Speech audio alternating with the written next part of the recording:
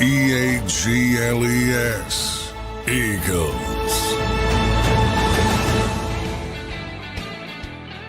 Welcome in, everybody, to a Football Friday edition of Birds 365 here on JAKIB Sports. I'm your host, Zander, Krause. That's my co-host, John McMullen, the #1 Eagles beat reporter in town. Johnny Mack, the Underwear Olympics kicked off last night. The NFL Combine. Johnny Mack, how you doing on this Football Friday, brother? What excitement.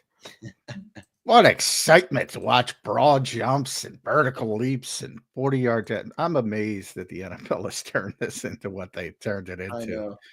They deserve a lot of credit for that. But, yeah, I mean, we've talked about it. The important stuff is the medical stuff, the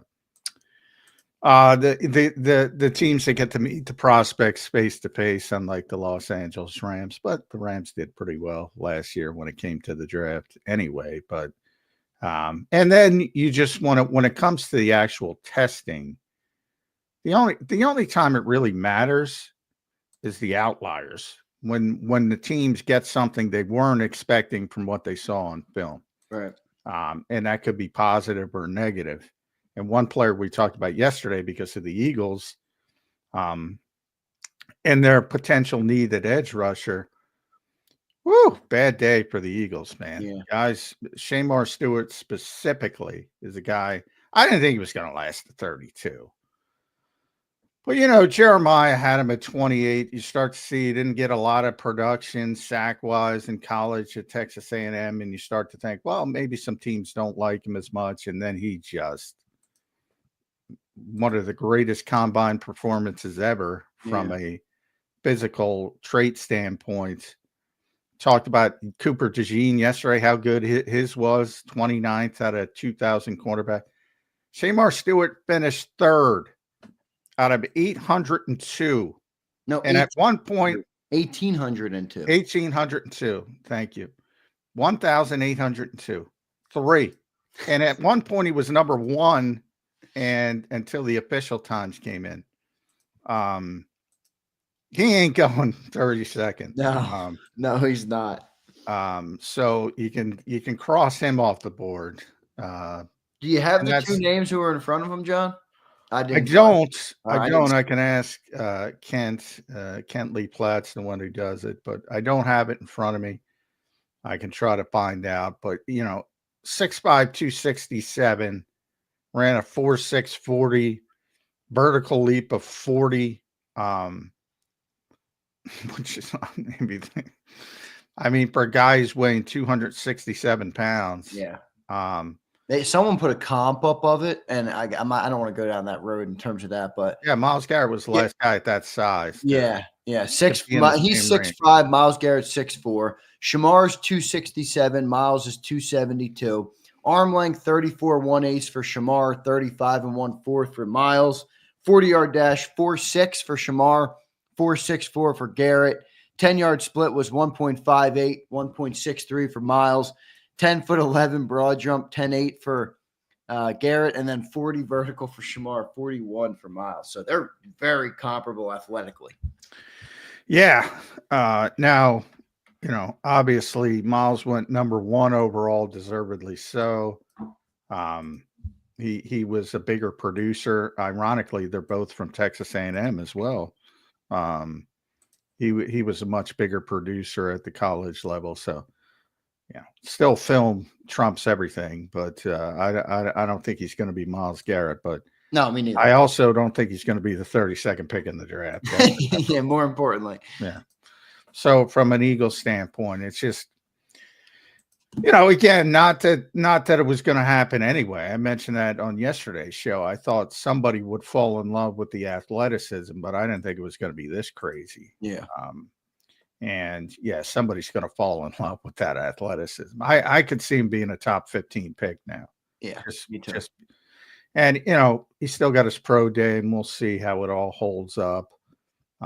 But it's a good kid to bet on. And the Eagles, John, I could see him going top 10.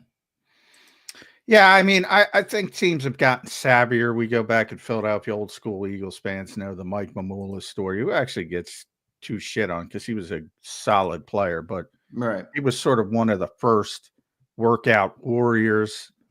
in the combine times, and he didn't live up to the billing of being top 10 pick. And they probably lean too much, but it's advanced so much. I mean, part of the problem is you have to understand these kids know what they train for it now. Back in the old days, they just show up and do it. Remember Jordan Davis had a great combine with the 40 and stuff. Yeah, and they actually train for these drills instead of training for football. And that's why you see these numbers getting better and better and better. So you have to be careful of that. And it's a whole big picture, as I said. Medicals are far more important than anything else. And then the kids themselves, you have no idea. I don't even know if the Eagles are interested in Shamar Stewart, but historically, they lean towards tremendously athletic prospects. From a number standpoint, things like that. So my guess is that they'd be interested, but it's better than win the Super Bowl and then you're up against it from a draft pick standpoint. I'd rather have the Super Bowl than Shamar Stewart. I'll tell you that. Yeah, no doubt about that. But he was pretty incredible. And just to give some people and I know the combines are, it doesn't always translate. What exactly does it all mean? I'm with you guys. All right. It was a tough watch for me last night, but I do want to give you guys this crazy. John mentioned the 40-inch vertical or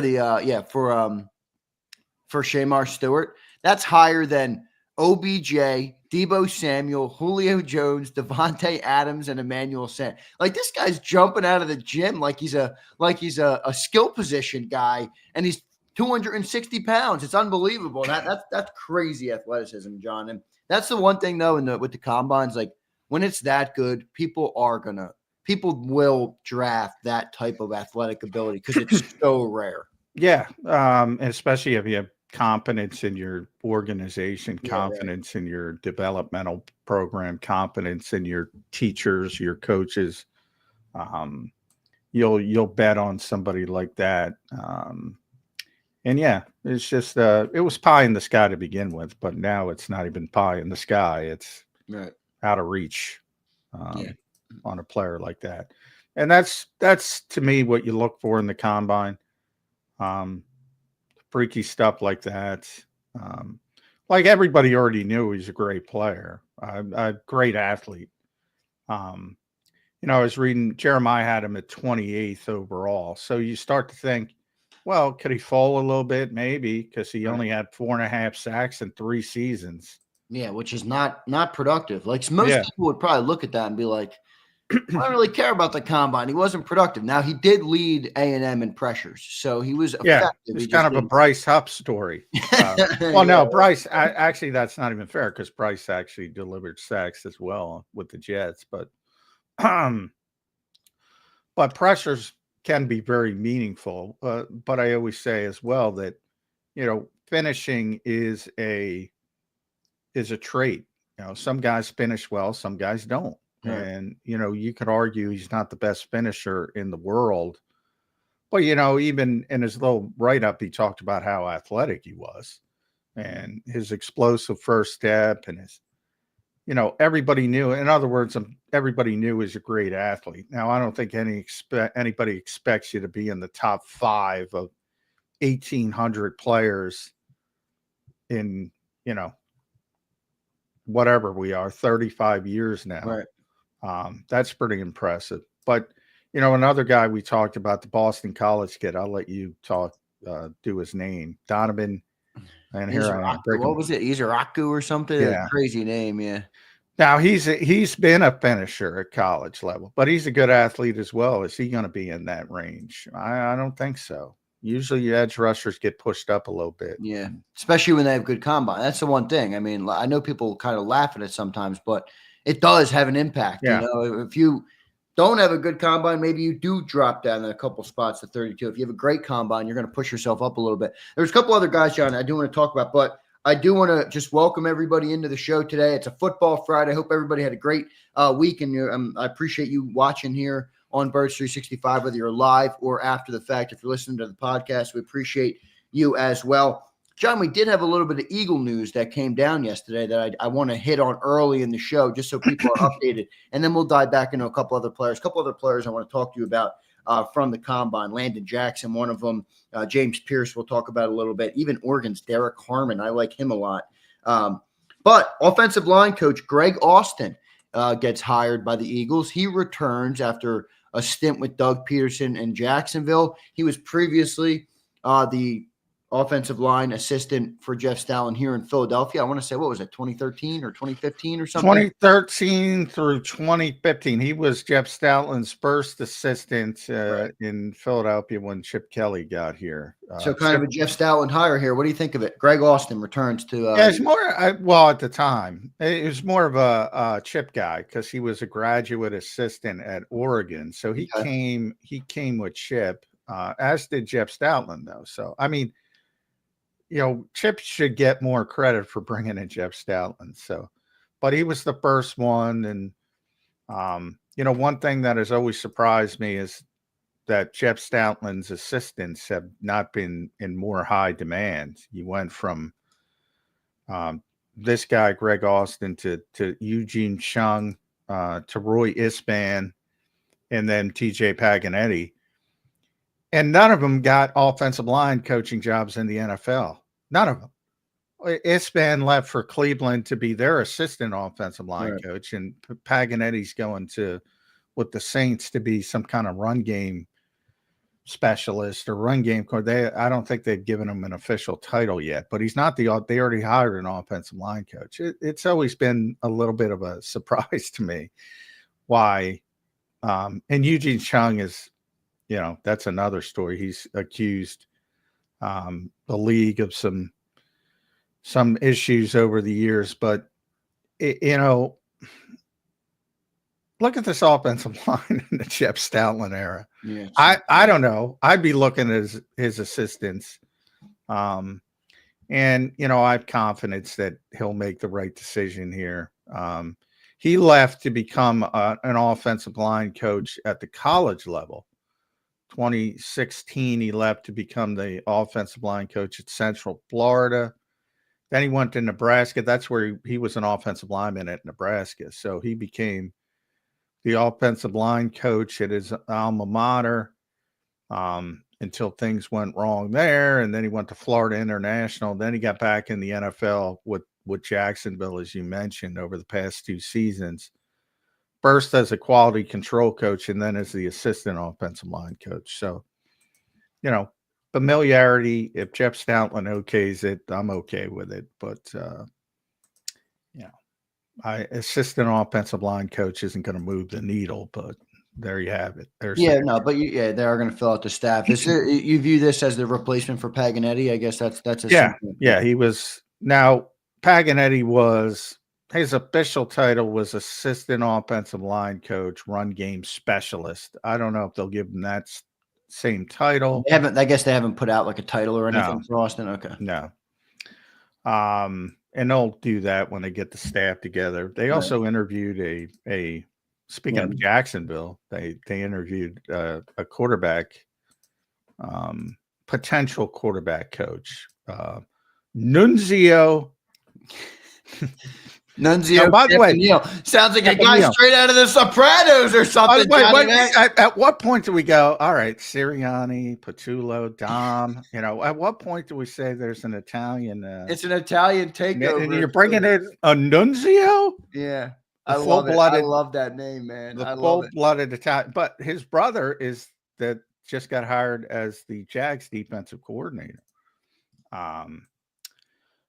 So, yeah. Potential, but nothing certain on that aspect yet. But obviously, we talked about before, I think last week, that they might have to go to the college level to get a quarterback's coach because we're so late in the process. And how is that going to work out? Who knows? Yeah. So the for those who don't know about Nunzio Campanile, all right, I love that name. I gotta be honest, John. I love it. The Italian Nunzio. Yeah, Nunzio, banging name. I love it. Syracuse offensive associate head coach / quarterbacks. Like some of the titles for some of these Yeah, guys I know. have gotten, they drive me crazy. But Nunzio Campanile, so he interviewed to be the quarterback's coach. So, as we kind of alerted you guys on Birds 365, the Eagles might have to go to the college ranks to hire a quarterback coach after Doug Nussmeier was hired by Kellen Moore to be the offensive coordinator in New Orleans. And I should have he's been an interim head coach at both Rutgers and Syracuse. Oh, that's interesting. New Jersey native, right? Yeah, North Jersey, Fair Lawn guy. Bergen Catholic for those local high school fans. That's a nationally known program. So he was a big time high school coach before he went into college. So you have that, his whole family's basically coaches, very similar to Nick Sirianni. So you can see how that, plus the Italian stuff, you can see how that translates. But we'll see how it shakes out. And remember Syracuse took the Ohio State quarterback, Colin McCord, and he had a phenomenal season. St. Joe's Prep kid, Yeah, he's a St. Joe's Prep kid. I think he's South Jersey, isn't he? Yeah, South Jersey. I believe. Yep. Yeah. So he had a tremendous season. Like one of those things you're like, why did Ohio State give up on this kid? But then Ohio State won the national championship. So you can't really but Kyle McCord had, I think he set an NCAA, well, not ACC record for passing. Yeah, he had I think he had almost 5,000 yards, somewhere in that range. Yeah, and Nunzio was his coach. So yeah. It's got to count for something, I guess. I think it does account for something. Maybe Nunzio is a good. And people are asking, John, how much say has Big Dom gotten in this Eagles organization? Big Dom's got a lot of say. People don't realize. Man. I know. People make it out to be some kind of, I don't know, because it's so weird. And it is weird, but he is, because people talked about him as being the security guy for so long. And you talk about titles. His title now is insane. Yeah.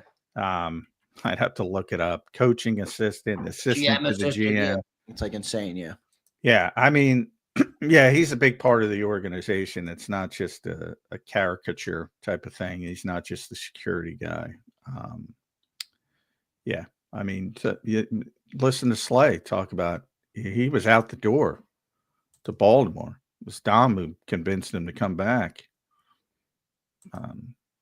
Not Nick Sirianni, not Howie Roseman. Right. It was Dom DeSandro. So, yeah, he's a bigger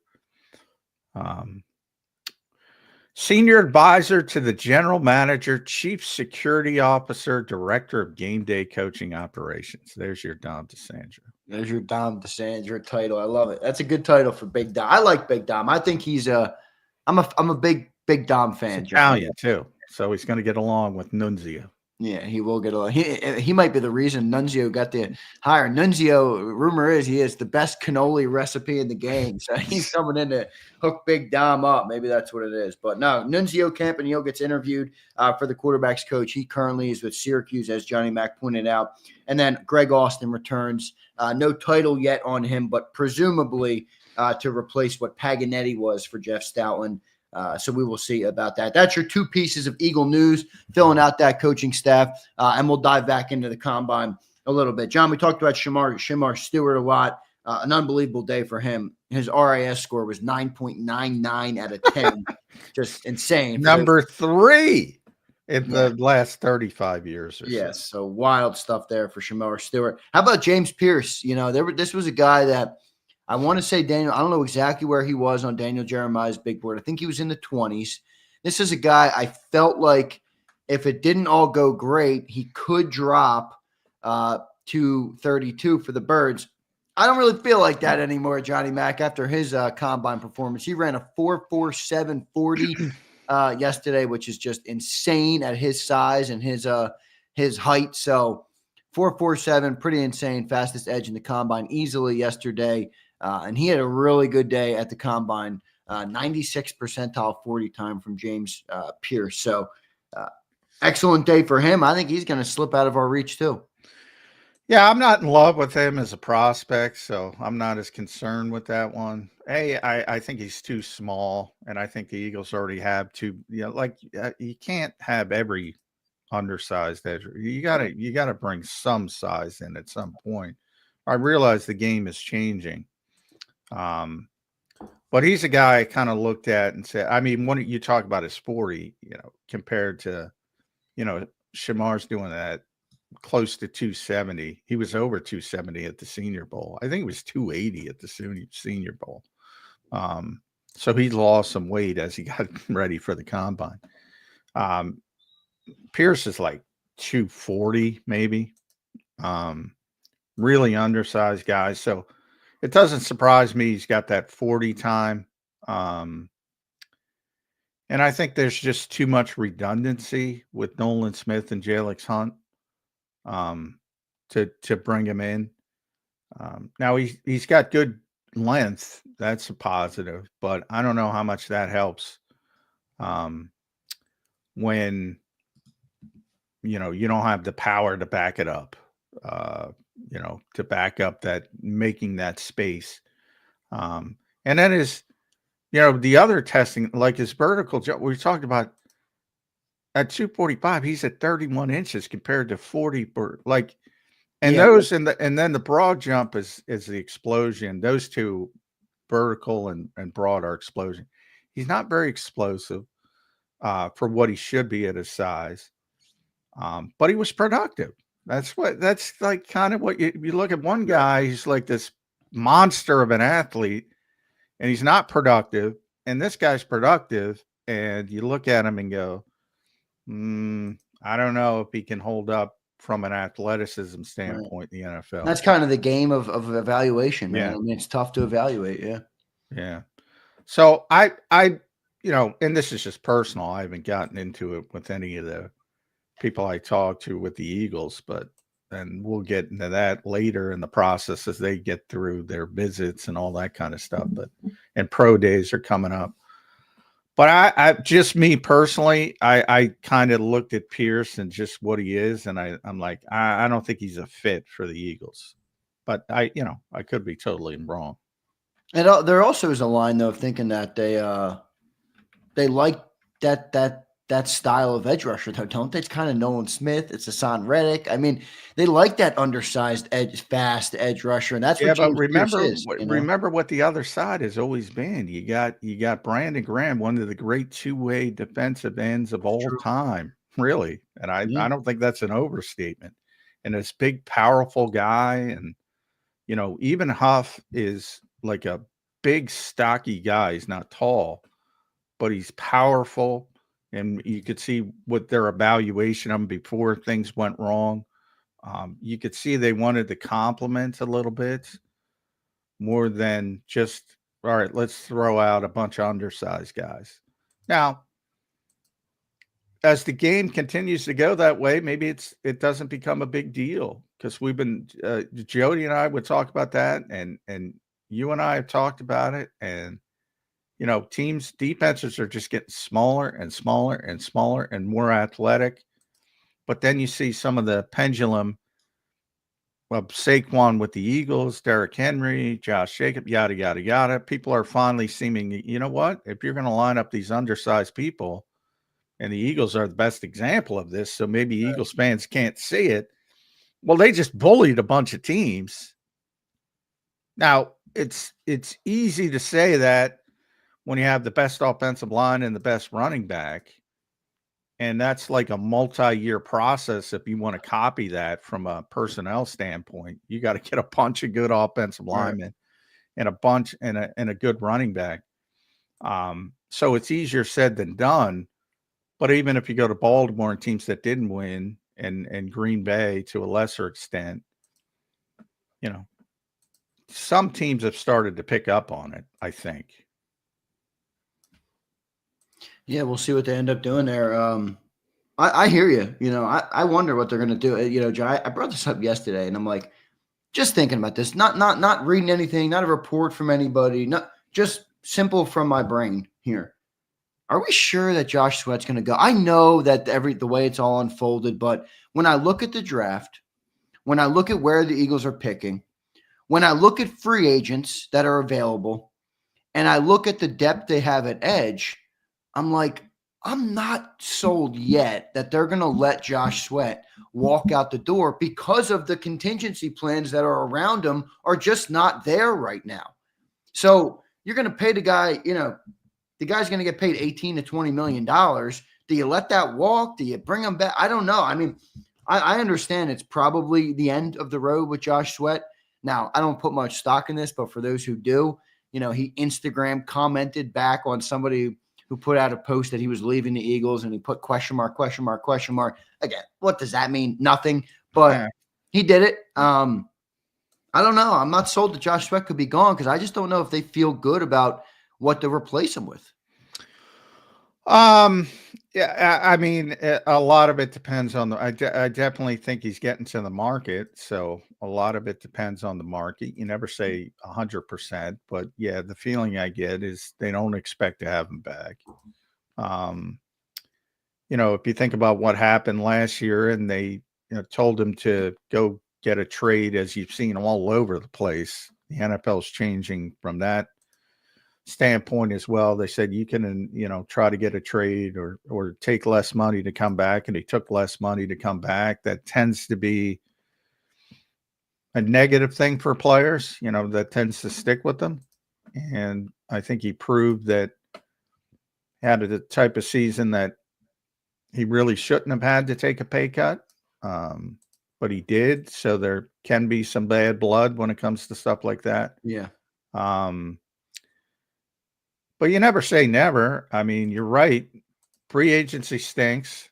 I was reading Jimmy Kempski, who I have great respect for, and he's putting out, could the Eagles sign Khalil Mack? I'm like, 35-year-old Khalil Mack. Like, I'm not saying that's a bad idea. It's not my favorite idea, but that's where I'm comparing it, where I'm like, are the Eagles going to go down this road, or are they just going to re-sign the guy that they've drafted, developed, and had here for years? I don't know. Well, the problem is if you're signing Khalil Mack at this stage, it's probably a one-year deal. It's a one-year deal, and probably an edge depth. Void years on top of it to deal with the cap, of course, from the Eagles' perspective. But in all reality, a one-year deal. Plus, with Josh Sweat, you're dealing with multi-years, and it's a much more bigger commitment than signing a guy, So when you talk about those older players, and everybody loves the big names, the big name trap, but Khalil can still play. And if it's later in the process and you can get him on a one-year deal and he wants to play and he wants to chase a ring, yeah, maybe. But that's later in the process. Well, how would you feel about, let's just for a second, just to play scenario, Nolan Smith, Jalix Hunt, Bryce Huff, and Khalil Mack are your 4 edge rushers? Well, I'd feel much more comfortable if Khalil Mack is here. Like I said, he can still play. And again, very short term, 1-year deal, relatively cost effective. He had 17 sacks in 2023, which I get is not last year, but we still had 6 last year. He can still do it to a certain extent, but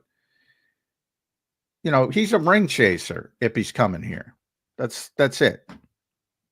And if all that falls into place, I wouldn't have a problem with it. But as Howie said out there for people that listened, don't be upset after the first week. Yeah, right.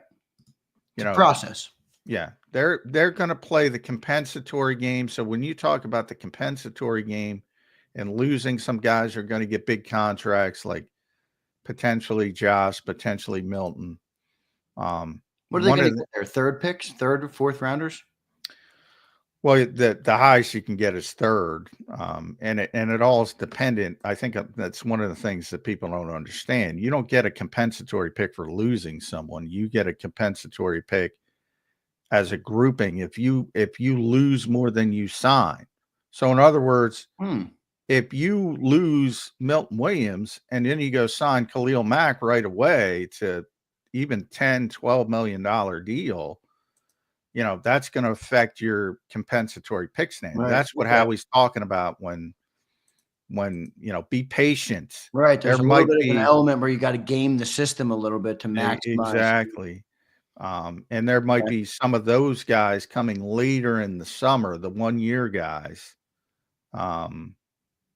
rather than the big money multi-year guys who are going to generate. But like Kirk Cousins is going to generate the largest compensatory pick this year from the contract he signed. That's at the end of the 3rd round. That's the highest it can be. Right. Which are valuable. You know, sometimes I think people brush off compensatory pick. That 3rd round pick is pretty valuable. Yeah. And the highest, and there's only 32 of them. So people have to understand that as well. So a lot of times you think you're going to get a compensatory pick, but it deals with contract size and all that kind of stuff. And again, how many free agents you bring in versus how you lose. And if you get cut off at 32, and then there's some compensatory picks for, now they've added compensatory picks for losing minority candidates to jobs, GM or coaching jobs. So there's some other ways to get them as well. But as far as signing free agent, like when if the Eagles lose Milton Williams, they don't automatically get a compensatory pick. Yeah. In other words, if you lose 3 of your 4 free agents, that doesn't just mean you're getting 3 compensatory picks. No. But the Eagles are very good at playing that game. They understand the years. They come in with this wide-ranging plan. That's why Howie's prepared people for it. This is a compensatory pick year. They think they're going to lose some guys who are going to get big contracts. And because of that, they're going to understand what's coming back if they're disciplined. And that's why he's trying to warn you about that. Right. We'll see what ends up happening there. Johnny Mac, a couple other players that I liked. I like James Pierce a little bit more than you do. It doesn't sound like you're super high on him. I do. Well, I think he's going to go very high. Hey, one of the things I should mention, he's not going to reach the Eagles either. I don't think so either. So, I mean, no, he's going to go very high. I'm saying personally, I don't think he's a fit for the Eagles. Okay. I got you. A couple other players I like, Johnny Mac. I'm not sure if you stood out. We talked about Walter Nolan yesterday. All right. And I don't think he's reaching 32 at all. I think he could be top 15, top 20 in there probably would be my guess. Maybe could be 20, 22, 25, somewhere in that range. I really like that kid. And I would wonder, with Milton Williams out the door, would the Eagles be willing to make a move to go up for a guy if they felt good about him? I don't know how they feel about the player, but I like him. So I'm just guessing or giving a scenario out there. Could they move up for a guy like that? That's a more versatile defensive tackle, maybe even, dare I say it, package Jordan Davis and 32 to move up a little bit. I don't know, something like that, where if you're losing Milton Williams, presumably this year with this offseason, which I think we're going to because the numbers is going to be too high, are you going to ask Jordan Davis to play more of a traditional defensive tackle role next year? Or are you going to elevate more of Jomo? Like, that's a tough situation. Do you agree or no? Well, I have a lot of confidence. No on Jordan Davis, I would think, to your question. Which one? That he would play more traditional? Yeah, that he would play more traditional. I just don't think that's his strength or that's what he's going to be, unfortunately. Morrow, though, I think is played very well this year. I think he's got a lot of upside. He's already gotten, one of the things about Morrow coming out of college, he was very small. And he's already gotten a lot bigger with a year in an NFL weight room, and I assume that's going to continue to go in a positive direction. And he was very effective down the stretch. I think everyone looked at the young edge rushers and they forgot about Morrow Jomo. Yeah, he was great. He was. You're right. He's very effective down the stretch. So I have a lot of hope and optimism for Morrow Jomo turning into a good player. With Nolan, Walter Nolan, not Nolan Smith, he'd be a perfect replacement for Milton Williams. Yeah. He's sort of the same size, more of a pass rusher than anything else. But I think, again, and there's only 31 picks, not that I'm breaking news here, so as we get through all these names, Stewart's not going to be there. Right. Pierce isn't going to be there. The Boston College kid's not going to be there. Walter Nolan's not going to be there. Well, other positions got to go too. Right. So it's true. Somebody might fall through the cracks. Now, as I say that, I don't think it's going to be Walter Nolan. I don't either. The only reason I said it is because I just wonder about, with the change with Milton, what does Vic Fangio feel better about? Having a guy like Walter Nolan and Jalen Carter as your two defensive tackles, because you're going to be in that, that front that they were in most of the season. That's why Jordan Davis didn't play that much. Or does he feel better about having Jordan as the nose for those early downs with Moro Ajomo in there? I don't know. I think it's a fair thing to wonder. I know. Well, with Vic, that also depends. Like, can you stop the run with a 4-man front? Right. When he couldn't early in the season, he went to a freaking 6-man front in New Orleans to stop it. I know that. That's crazy. So, if they're struggling, Jordan will be out there. If they're not, they're going to play a bunch of 4-man fronts. Yeah. I mean, it's really simple with Vic, man. Yeah. I mean, the beauty of Vic Fangio is he don't stand still though. Like if they're struggling, and New Orleans, it's the perfect game. He rolled out the 6-man front. He first rolled out in Chicago that turned Sean McVay upside down. Simple and common sense, Vic Fangio. Yeah. I like it. Yeah. And if they struggle with some of the undersized people, Jordan's going to be out there more. But at the end of the season, the second half of the season, a lot of it deals with the offense too. Are you playing from a lead? Are you, taking the running game away from the other team, from the opposition? A lot of things factor into it. But if they're struggling against the run, yeah, I mean, he'll put out extra bodies up front. He's already proven that for years. Yeah, I'm curious to see how they end up, how they manage the potential loss of Milton Williams there. It's going to be interesting. That's why I really like that Walter Nolan kid. I don't know what it is about him. I just like him. I was watching him yesterday. He didn't do every drill yesterday, but I said this guy's a defensive tackle. I know. Only watching on video. He's skinny. He is. He's fast. I mean, makes him such a great pass rusher. Yeah. And I've been talking about this for years, and it hasn't been the Eagles. But man, how many undersized guys can you put out there at once? I don't know, but they might test that theory. Yeah, we'll see what they end up doing. Speaking of Milton Williams, I saw a report that came out the other day, but I don't know if it was true or not. It's so hard to friggin' decipher what's true, what's real, and what's not in today's world. But somebody put out a report that the Cowboys are thinking of extending. I don't even know his name. What was the guy's name? They're one of their interior defensive linemen for like $21 million a year. And I've never even heard the name. I'm like, boy, if this guy's getting $21 million, Milton Williams might get $25 million for all I know. Talking about the Nigerian kid, he's a good player. Is it Edie something? Yeah, he's a good player. But I don't know about 20. Yeah, I'm with you. He's a good player though. Let me see if I can find the thing I was talking about. It's got to be him. Yeah, I don't know what his name is. Ozzy, he's I hesitate to go to the Nigerian names, but yeah, he's a good player. I'm looking try to Osa Odigizua. Yeah, that's it. He's a very good player. So it doesn't surprise me that. Now, what the Cowboys, it surprises me that they try to do things early, but he's a good player. Yeah. Now, Fish Sports is who put it out. That's a Cowboys insider. Oh, he knows. That's Mike Fisher. Yeah, well, he put out source. Cowboys are very close to a done deal with Osa Odigizua. Fish above $21 million per year. Stay tuned. Yeah, Fish knows what he's doing. It doesn't surprise me at all. Very good player.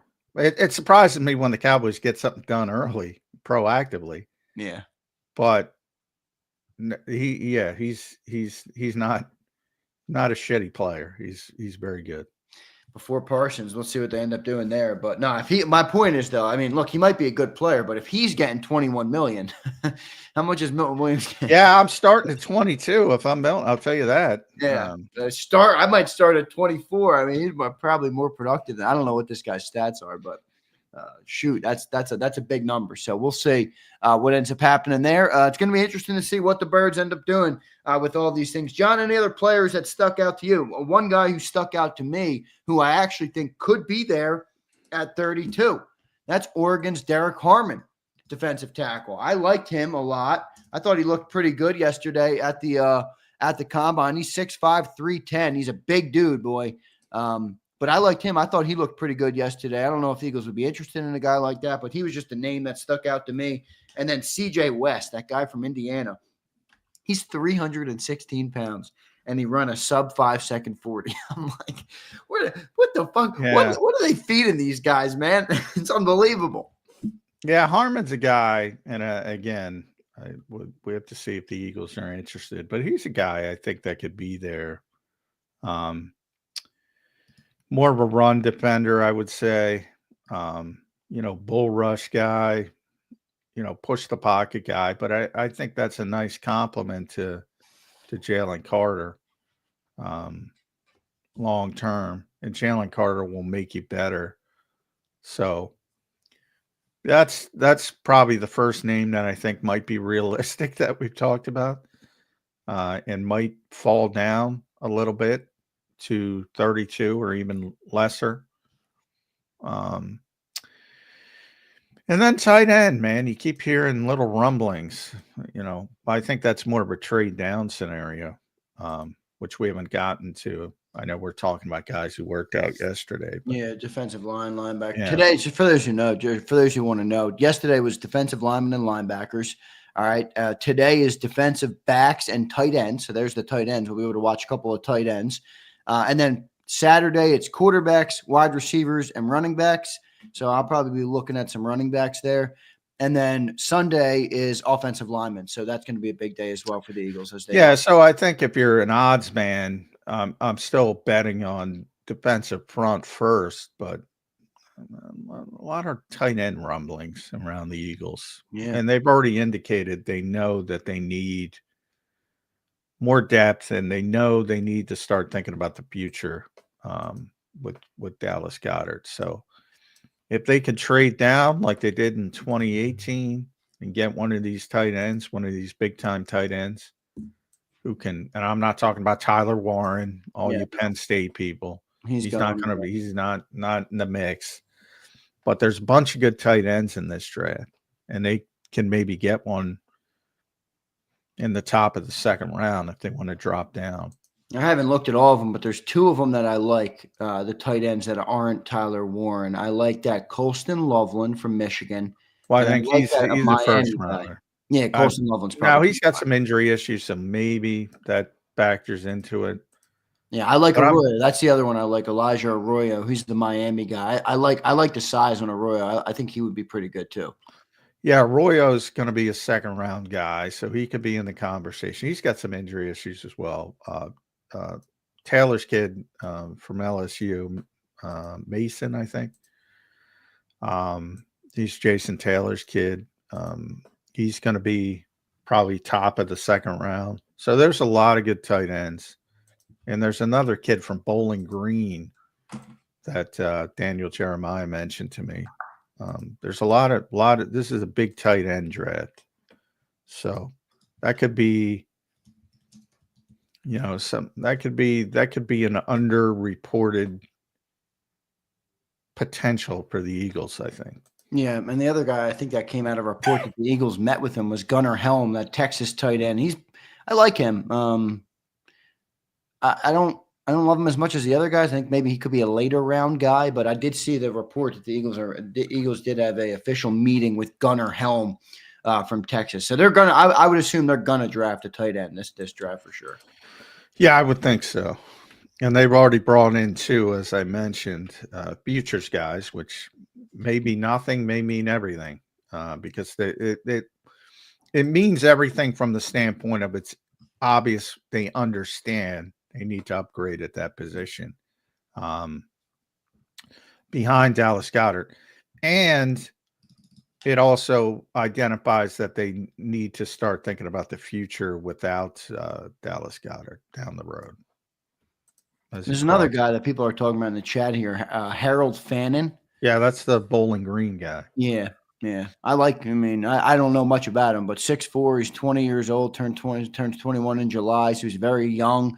6'4", 230. think he could be an option. I don't know much about him, but I see people talking about him saying he's. Yeah, I want bigger, but again, undersized. I don't. Like, what's Goddard? How big's Goddard? Oh, Goddard's big dude. 255, I'd say 260, probably 255 ish. But yeah, I mean, it depends what you're looking for. Obviously, is there's so few real two-way tight ends. There's so many glorified, just oversized slot receivers.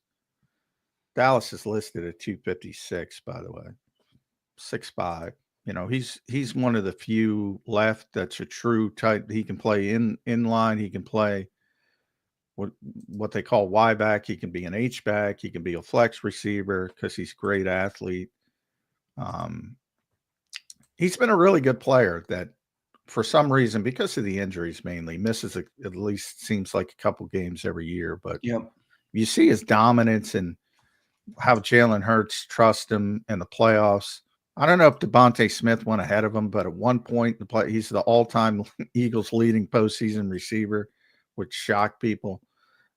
He produces in big moments, but he is injury prone. He's past 30, he makes a lot of money. And that's the reality of the NFL. But if you're bringing in a 230-pound guy, you're bringing in a flex. He's young though, right? I mean, he could grow. He can grow, but and that's the thing about Dallas Goedert, because Dallas Goedert was a receiver at South Dakota State. With the way they use them, I mean, and he just showed up, and we're like, all right, this guy's not going to be able to block anybody, and he just took to it. But again, he's got the frame for it. I don't know. I don't know if Fanning has the frame for it. Yeah. So, I mean, everybody wants George Kittle, but those guys don't exist anymore, and they already have. I mean, Calcaterra's fine as a flex receiver, but he can't block anybody. And when you're the Eagles, you want the Eagles play a different way. I don't really love Calcaterra because of that. I know he can catch well, but I don't love him because of that. Yeah, I mean, it is what it is. He's just not a great blocker. And the Eagles even tried Ben Van Sumeren to get that before he got hurt, and then they brought in Kari Blossingame for small reasons to play, fullback, H-back, whatever you want to call it. But if they're going to continue to play the way they're playing, they need tight ends who can block. Talk about AJ's blocking at receiver. Everybody's got to block, right? And that's a big thing with Dallas Goedert that he's very good at. A couple other guys, John, I want to talk to you about. We'll see. Tight ends are today, everybody. So we will watch tight ends. Defensive backs and tight ends are today. That starts at 3 p.m. So probably defensive backs first, and then tight ends will be the night shift as the linebackers were last night. A couple other guys, John, I want to talk to you about. And this guy, I truly believe, will be available at 32. Okay? And I like him a lot. That's Landon Jackson, the edge rusher from Arkansas. All right. Yeah, he's another guy who had good numbers. 6'6", John, 264. A bigger guy, kind of like you talked about you wanted for this team. Pretty damn good results yesterday athletically. Vertical jump, 40.5. We talked about Shamar Stewart, who had a 40. 10.9 broad jump, and a 4.68 40-yard dash at 264 pounds. That's 6'6". That dude can freaking play, or at least athletically, he's athletic. I like him. What do you think of Landon Jackson? Yeah, same type of thing. I mean, when you look at verticals, you mentioned, and broad jump, those are the two things they use to measure explosion. And that's what he and Shamar had in spades, and maybe Pierce didn't have when it came to the vertical and the broad jump. So we'll see how they look at it. But obviously, he helped himself as well. And how much did he help himself? That's a big question. But yeah, I like the standpoint from you mentioned the size, and I mentioned the same thing with Sawyer from Ohio State. Brings Right. some size and physicality, and Landon has alopecia, so kind of looks like Josh Dobbs. So he he brings that sort of crazy look to the defensive front. That's not the worst thing in the world at times I either. like it. I like that he embraces it too. I like that. Yeah. I like that about. I like when people have unique stuff and they embrace it instead of cowering to it. I like that. Yeah. Well, I think that's a good thing about sports because it creates confidence in young men, and I think you'll see that with Landon Jackson. But yeah, I wouldn't have a problem with him at all. Yeah. As a potential guy at 32, and I still think the Eagles are going to try to move down, but he should be in that conversation because it's a player that fits on paper. And we'll see how much they like him as the process goes on. But the Eagles are typically one of the teams that are going to lean more heavily on those traits, the vertical, the broad, the 40-yard dash, than other teams. At least, they're very cognizant of guys who have that kind of upside. Yeah, we'll see what ends up happening there. Let's get to a couple super chats, John. I think we recapped pretty good what went on yesterday at the Combines. A couple of the guys I liked. We'll take a few chats as well. If there's anybody that you guys watched or you think is a good option for the Birds, I'll take a few of your comments as well. So appreciate everybody being here on this Football Friday.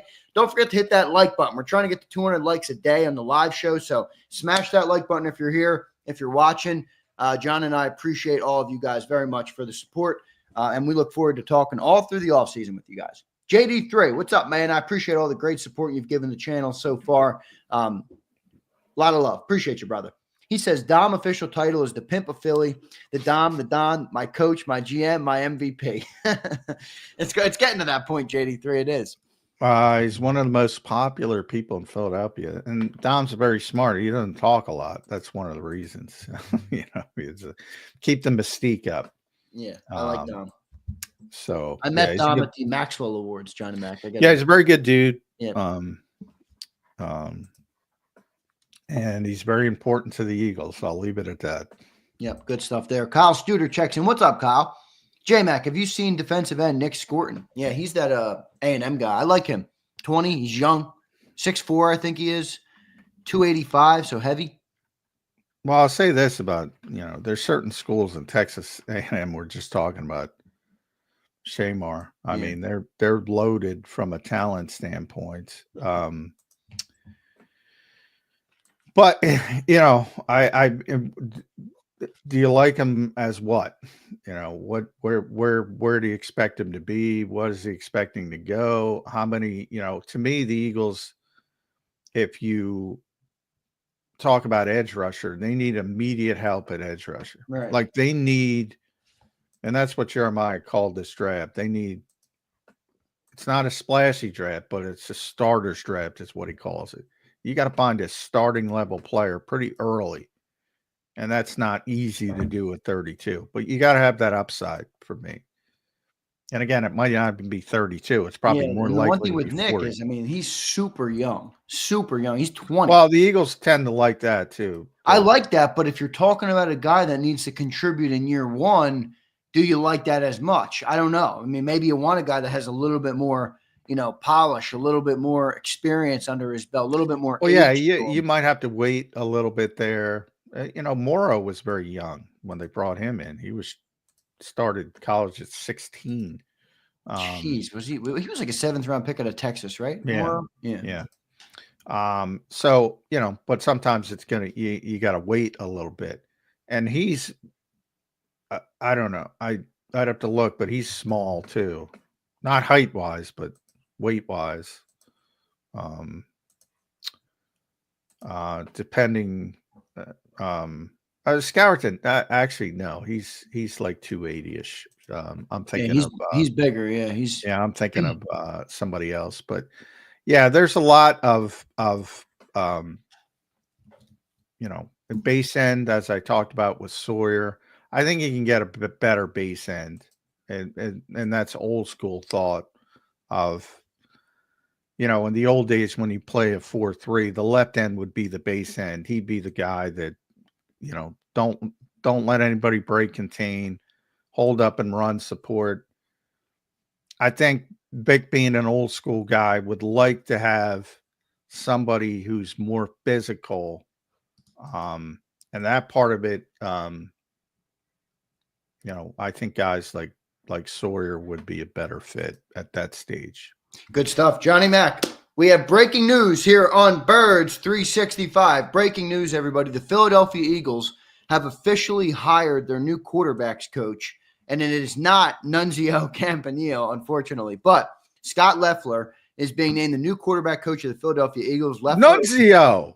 Come on. Yeah, I know. As a former Michigan quarterback, he's been the head coach at Bowling Green State University the past 6 seasons. Led them to a bowl game the last 3 years. By the way, start thinking about the Fanning kid from Bowling Green. Oh, there you go. Yeah. The tight end. That's right. Yeah. So, hey, head coach at the college level, as you mentioned, quarterback, generally you got to play quarterback to be a quarterback coach. Thought maybe they would have to go to the college ranks, so that part doesn't surprise me. Anytime you see a head coach, even at Bowling Green, but college has changed. A lot of people want out of college. I talked about it last year on the show because of the NIL stuff, and they just don't want to deal with it. I remember he was at Temple, I think, at one point. Yes, he was. OC quarterback coach at Temple in 2011, Johnny Mac. Well done by you. Yeah, I used to cover Temple a little bit back in that era. That's why I kind of remember the name. But so many people have gone through Temple over the years, surprisingly amount. But yeah, I mean, hey, we'll see how it works out. But pretty good name, I would say. Understanding. I kind of like that they went with like a head coach in college. I know it's not a huge program, but I like that. I think that's good experience. I think that's a good thing to bring into their coaching staff. Maybe that's pie in the sky, but I like that part of it. Yeah, it's a little bit unconventional, but you have to do it late in the process. I always go back to Gunnar Brewer as a wide receivers coach. They were late in the process and probably didn't work out the way they would have liked, bringing him from the college ranks. But I do think a head coach is a little bit different, and he's played the position at a big time school, obviously in Michigan. He's coached it a bunch. Yeah, you could do worse. I don't have a problem with that. And we'll see how, obviously, when it comes to working with quarterbacks day to day, a lot of it is the personal relationships. And Nick talked about that out there, the personal connection. Are they good people? You gotta work with young men. So, but leadership, you're a head coach. So that's a position that demands leadership. So, and so does being a quarterback on the field. There's I would say this checks a lot of boxes. Yeah, I like it. I like it. They go outside hire for the quarterback coach, as we assumed that they would do. Just 1 year, John, of NFL coaching experience for Scott Loeffler. He was the quarterback coach of the Lions in 2008. You mentioned he was with Temple in 2011. So a lot of work in college. I think he's actually done really good at Bowling Green. 6 years, 3 straight years, last 3 years of bowl games. I mean, that's not Texas or Alabama or Michigan you're talking about there. That's a pretty good job with that program. So yeah, he started out. I'm looking at it. He's 27-41, 0-3 in bowls. But again, it's Bowling Green to get Bowling Green. To get Bowling Green to a bowl game is pretty impressive. And they're 6-7, 7-6, 7-6. So they're not killing it, but that's pretty good. There are certain programs, that are difficult to turn around. So I'm not going to hold that against them. But I remember thinking, what is Green Bay doing hiring Halfley from Boston College? That worked out pretty well for them. Yeah, it did. I remember I remember we were discussing that because of the week 1 game, where we had to play them. And we didn't know anything about Halfley at that point. No. So, we'll see how he fits in. Going from a head coach, even at college, to being a position coach is quite the change. But I would think he just wanted out of the college ranks, and who could blame him? Yeah. You know, I want to look what I want to look into here, John, real quick before we close up this segment and move on. I got a couple other topics I do want to bring up with you, and some stuff coming out of Indianapolis I just saw that we'll talk about as well. But I'm trying to look at the quarterback. So Connor Bazelak. I was trying to see if he was a dual threat quarterback at Bowling Green State, but it doesn't look like he was. Not that that matters that much. Yeah. Wow. He's a 6-year guy. He had, okay. This is hilarious. Are you ready for this? Okay. Oh my God. Is this true? All right. So I was looking at, is it a dual threat quarterback that Scott Loeffler is working with? Because that's what Jalen Hurts says. His quarterback last year had 48 carries for minus 91 yards. Oh no. Well, yeah, at college, for those who don't know, college does their statistics differently. So, okay, how? Because he has 4 straight years of negative running. Yeah, sacks count as lost yardage in college. It doesn't for the NFL, lost rushing yardage. So, you see a bunch of those crazy quarterback shitty rushing numbers in college. It's just the way they do the numbers. So I wouldn't be too concerned about that, other than, clearly he's not dual threat. Yeah. A running quarterback. But again, nobody's trying to teach Jalen Hurts the dual threat aspect of it. You're trying to evolve the other aspect of it. So I don't think that's necessarily a bad thing. Okay, that's good. Connor Bazelak is the Bowling Green quarterback, so get a little shout out for him on the coach day. But Scott Loeffler officially hired as the Philadelphia Eagles quarterback coach. And John, have we reached the conclusion of the staff? Is there anybody else to fill out now? Assistant offensive line, quarterbacks coach, offensive coordinator. Now, unless they want to add somebody, they'll always add and tweak. Right. I'm sure when they put it out, you'll see some guys getting promotions. You'll see some of those bullshit titles, run game specialist, associate head coach. They probably won't give that out now that Kevin's the offensive coordinator, or they might keep him as associate head coach. Who knows? But yeah, I'm sure they'll have some promotions, and they can always add a lower level coach, quality control guy, something like that. They tend to bring somebody in if Nick likes a younger coach or whatever. But those are the big ones that have been filled. And obviously the biggest offensive coordinator, which went the way we thought, and quarterbacks coach, which I didn't know who they were going to go for, but pretty good indication it was going to come from the college level, and it did. Okay, so power rankings for names of quarterback coach candidates. Nunzio Campanile is going to come in at the top. Unfortunately, he did not get the job, but he leads our power rankings on names. Yeah, where's Big Dom? Big Dom. Why did you get Nunzio the job? I know, man. Nunzio Campanile, that would have been a good one. But no, so your quarterback coach is hired. Just to give you guys a little bit of info on him, former quarterback at Michigan from 93 to 96.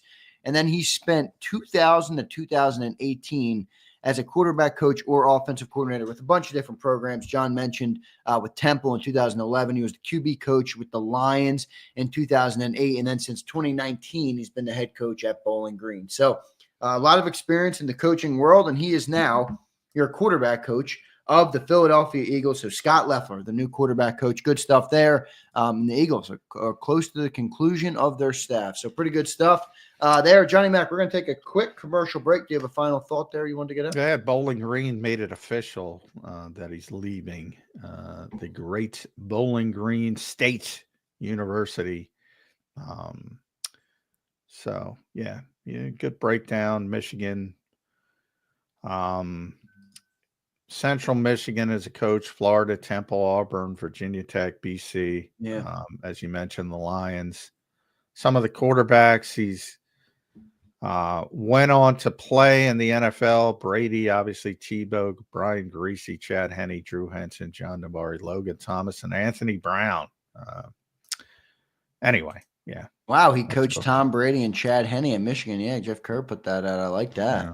Yeah. That's a good name to. And Brian Greasy. Yeah. Look at Kenny Tebow. Tim Tebow, dual threat. There you go. Somebody's got to do it. Kenny P, BGSU, baby. Decent party school. There you go, Kenny. Were you ripping up Bowling Green in your day, brother? I love it. I love it. Yeah. All right, good stuff. We'll get to a commercial break. When we come back, I do want to hit on a couple more drafts. We're going to talk about the upcoming position groups that are coming up in the combine. We'll talk. I have a question also on Zack Baun. All right, what's the timeline of that look like? We'll talk a little bit about that. And more on Birds 365 when we return. We appreciate all of you guys for being here. The breaking news was the Eagles hired their quarterback coach, so good stuff there. And we recap day one of the combines with 3 more to go of the Underwear Olympics. Tough watch. I like it, but it's a tough watch, no doubt about it. Let's get to our commercial break, and we'll return in 3 minutes on Birds 365. Before I do that, I'm going to tell you guys about the great people at BetUS. Go to betus.com.pa. That's betus.com.pa. They have the fastest payouts in the industry, and you can use the promo code YouTube150 to get a big sign-up bonus on your first 3 deposits. So it gives you 150% on your first deposit, 125% on your second and third deposit, all up to $2,000. So deposit less and bet with more at BetUS. Go to betus.com.pa, and a big thanks to them for sponsoring the show today. We'll be back in 3 minutes on Birds 365. The following is a real testimonial from the father of a young injured victim. I didn't think she was going to make it. Major Perry's daughter was the victim of a horrific accident caused by someone else's negligence. If you don't find the right counselor, law firm that you're looking for, you will get lost in the wilderness. Badly injured? Call the Fritz and Bianculli Law Firm at 215-458-2222 and find out why they say, "We got this." Ignite your nights with free live entertainment daily, only at Live Casino and Hotel Philadelphia's Center Bar. 7 days a week, enjoy some of the region's top party bands, performers, and DJs as they take the stage in the heart of the casino action. Great cocktails, live music, and lively moments. It's all happening at Center Bar at Live Casino and Hotel Philadelphia. Visit livecasinophilly.com for more details and the complete list of upcoming events. Must be 21 or older. Gambling problem? Call 1-800-GAMBLER.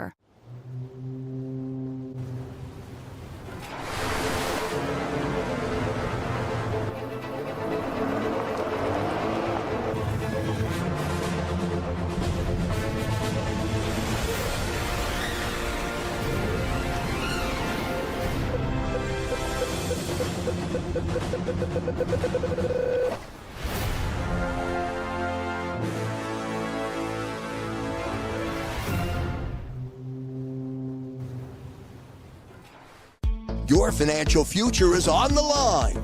Are you ready for what's next? At Leone & Company Wealth Management, we help young professionals, business owners, and pre-retirees navigate the complexities of building and protecting wealth. For young professionals, we'll help you grow your wealth, plan for your future, and make the most of your hard-earned dollars. For business owners, we provide strategies to protect your company, manage risks, and create a lasting legacy for both your business and personal wealth. For pre-retirees, we'll design a plan to secure your retirement, ensuring you can live comfortably and confidently in your next chapter. Whether you're just starting out, managing a thriving business, or preparing for retirement, we're here to help you take control of your financial future. The first consultation is on us. Get the advice you need without the cost. Let's make your financial vision a reality. Take the next step. Scan the QR code to schedule your free consultation today. And of course, go Birds.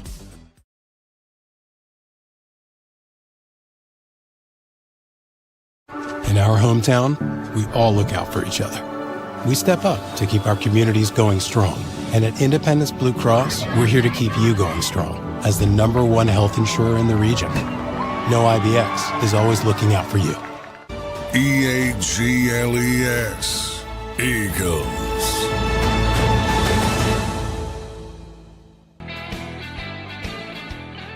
Welcome back in, everybody, to a Football Friday edition of Barrett's 365 here on JAKIB Sports. Appreciate you all being here in the offseason as the NFL Combine kicked off yesterday, and it will continue today, tomorrow, and Sunday. So a little bit of football on the screen for you guys. Nothing as good as the real stuff, but at least there's something out there that the NFL has given us. So we will talk a little bit more about that. We recapped in hour number one. Yesterday was the defensive linemen and linebackers. All right, we didn't talk about too many linebackers because I don't anticipate they're going to be drafting a linebacker super high in the draft, maybe one of the later rounds. But we'll talk to John about if any of those guys stood out.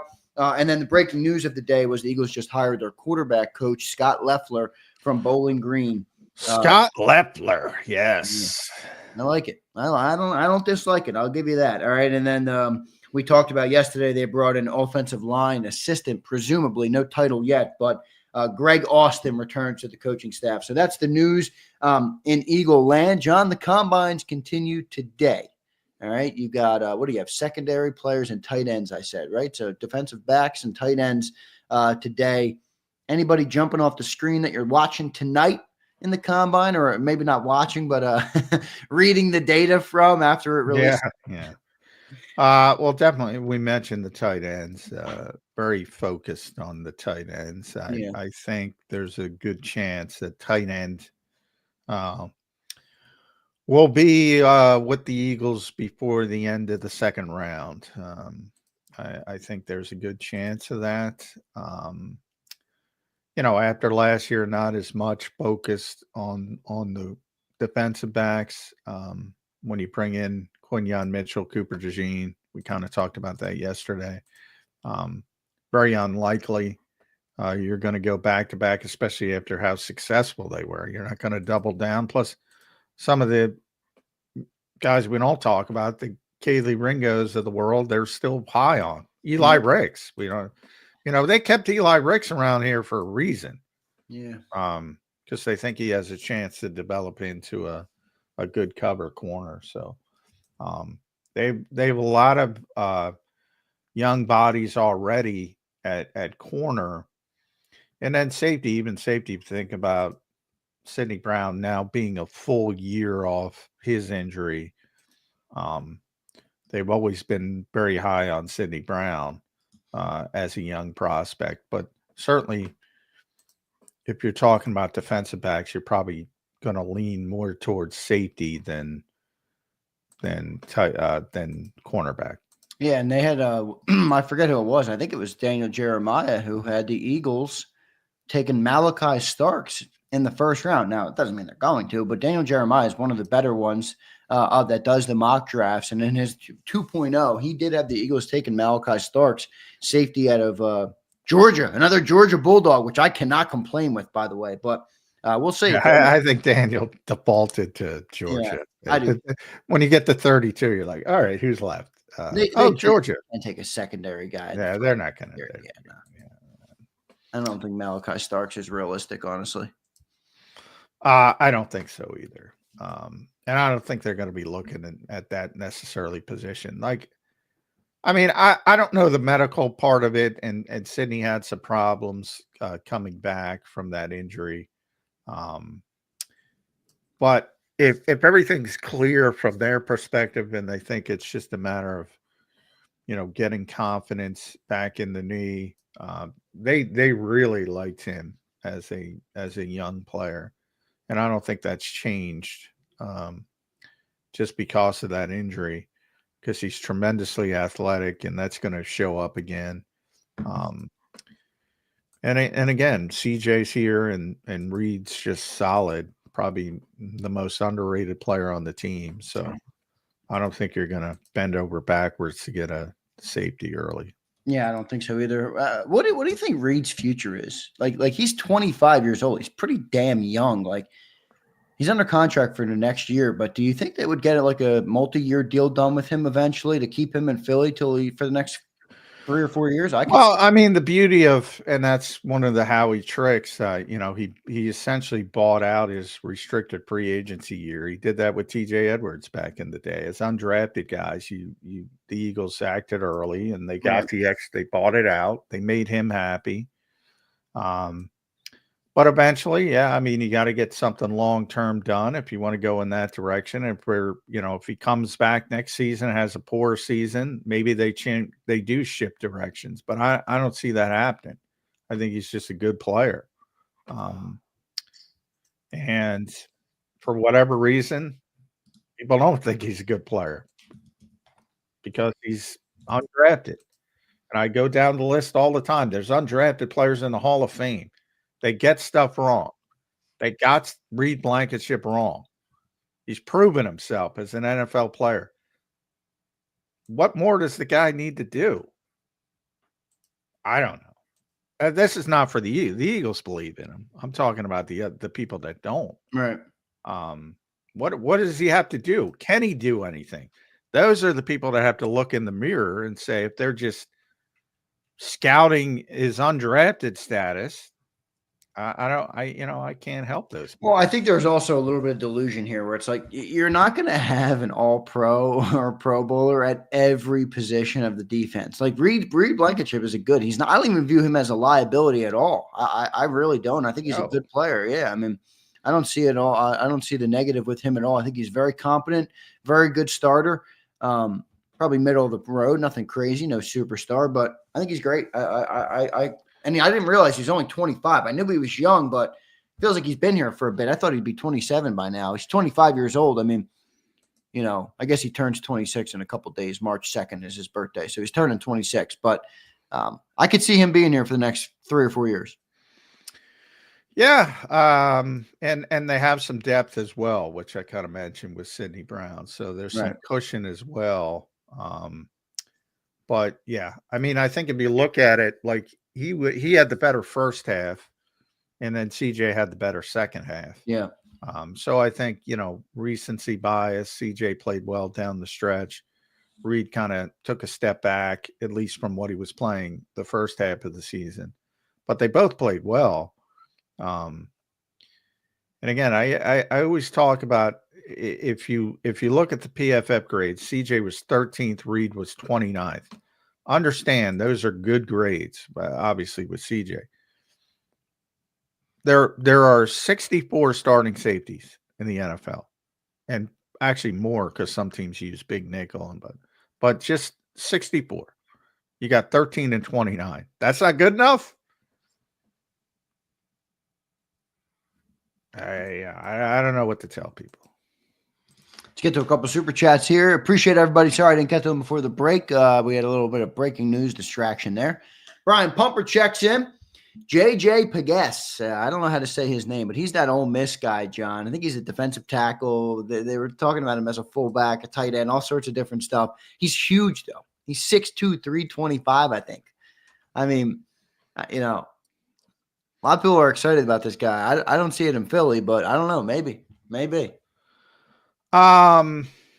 Again, where, when, what? I don't have any interest in guys playing defensive tackle / fullback. Yeah, I'm with you, man. I'm not really into the gimmicks. Now, the Eagles did that a little bit with Ben Van Sumeren, but it's not like Ben was playing significant snaps in linebacker. I mean, they're trying to get him on the field in very limited instance and play him at fullback. You think Ben will be back? He's a free agent, right? No, he'll be back. Oh yeah, he's restricted. Yeah, that's right. Yeah, saw him at clean out day. He's moving around well. He'll be back. But yeah, I mean, if you're looking to replace Milton Williams, you probably want a different type of player again. More of a run stuffer. And you don't have to go that direction with Jordan Davis here. Maybe it's about more than 1 year, but yeah, I don't say, ooh, I got to get JJ Pegues, I would say. Yeah, well, we got another one here. People like JJ Pegues. He is a good player. I watched him a little bit at Ole Miss. I didn't watch every game. I'd be lying if I told you that, but I did see him a little bit. JD3 says J-Mac and the Packers are going to be shook watching Pegues push Hurts into the end zone. Oh, no, the tush push now we're worried about. They don't need help with the tush push. No, they don't. They don't. But if you get J.J. Pegas, the Packers will really be crying, John. Yeah, well, the Packers made a mistake. I mean, first of all, people don't listen to me. That's fine. I'm used to it. But they're not going to ban the tush push. I said that from day one. It's a strategy misappropriation from the Packers. Well, did you see the study that came out, though, about the injuries? Like, did that move you off your position at all, or no? First of all, my position is they're not banning the tush push. No, I know, but I meant I didn't mean it like that. I just meant that you said that the right way to approach it would be the safety element of the game if you're going to. Yeah, and I said there are no evident injuries with the tush push. That's why it's a bad strategy. That even before that came out, right? There's no clear evidence, and the play is run so infrequently. There's not, the safety data is not going to help you. The safety data is going to help you if you encompass everything, just offensive football. Then it's going to help you, at least from the standpoint of the NFL and how they look at things and say, well, we have to worry about concussions, but we have to worry about plays being extended.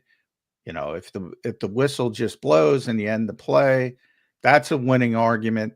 And that argument will win, not this year unless they change it, but soon. I would say within the next 5 years, they will ban pushing on the offense, on offensive football, not the tush push as a whole. That is my prediction.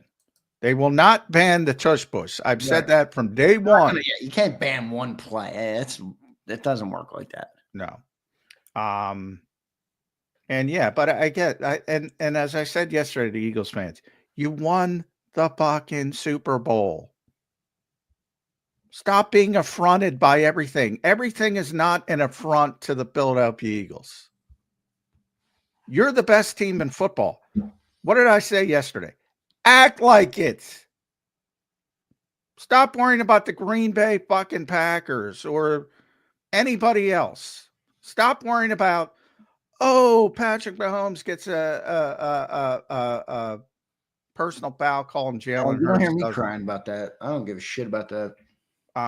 Well, you've heard plenty of other people. Yeah, I'm talking about Eagles fans.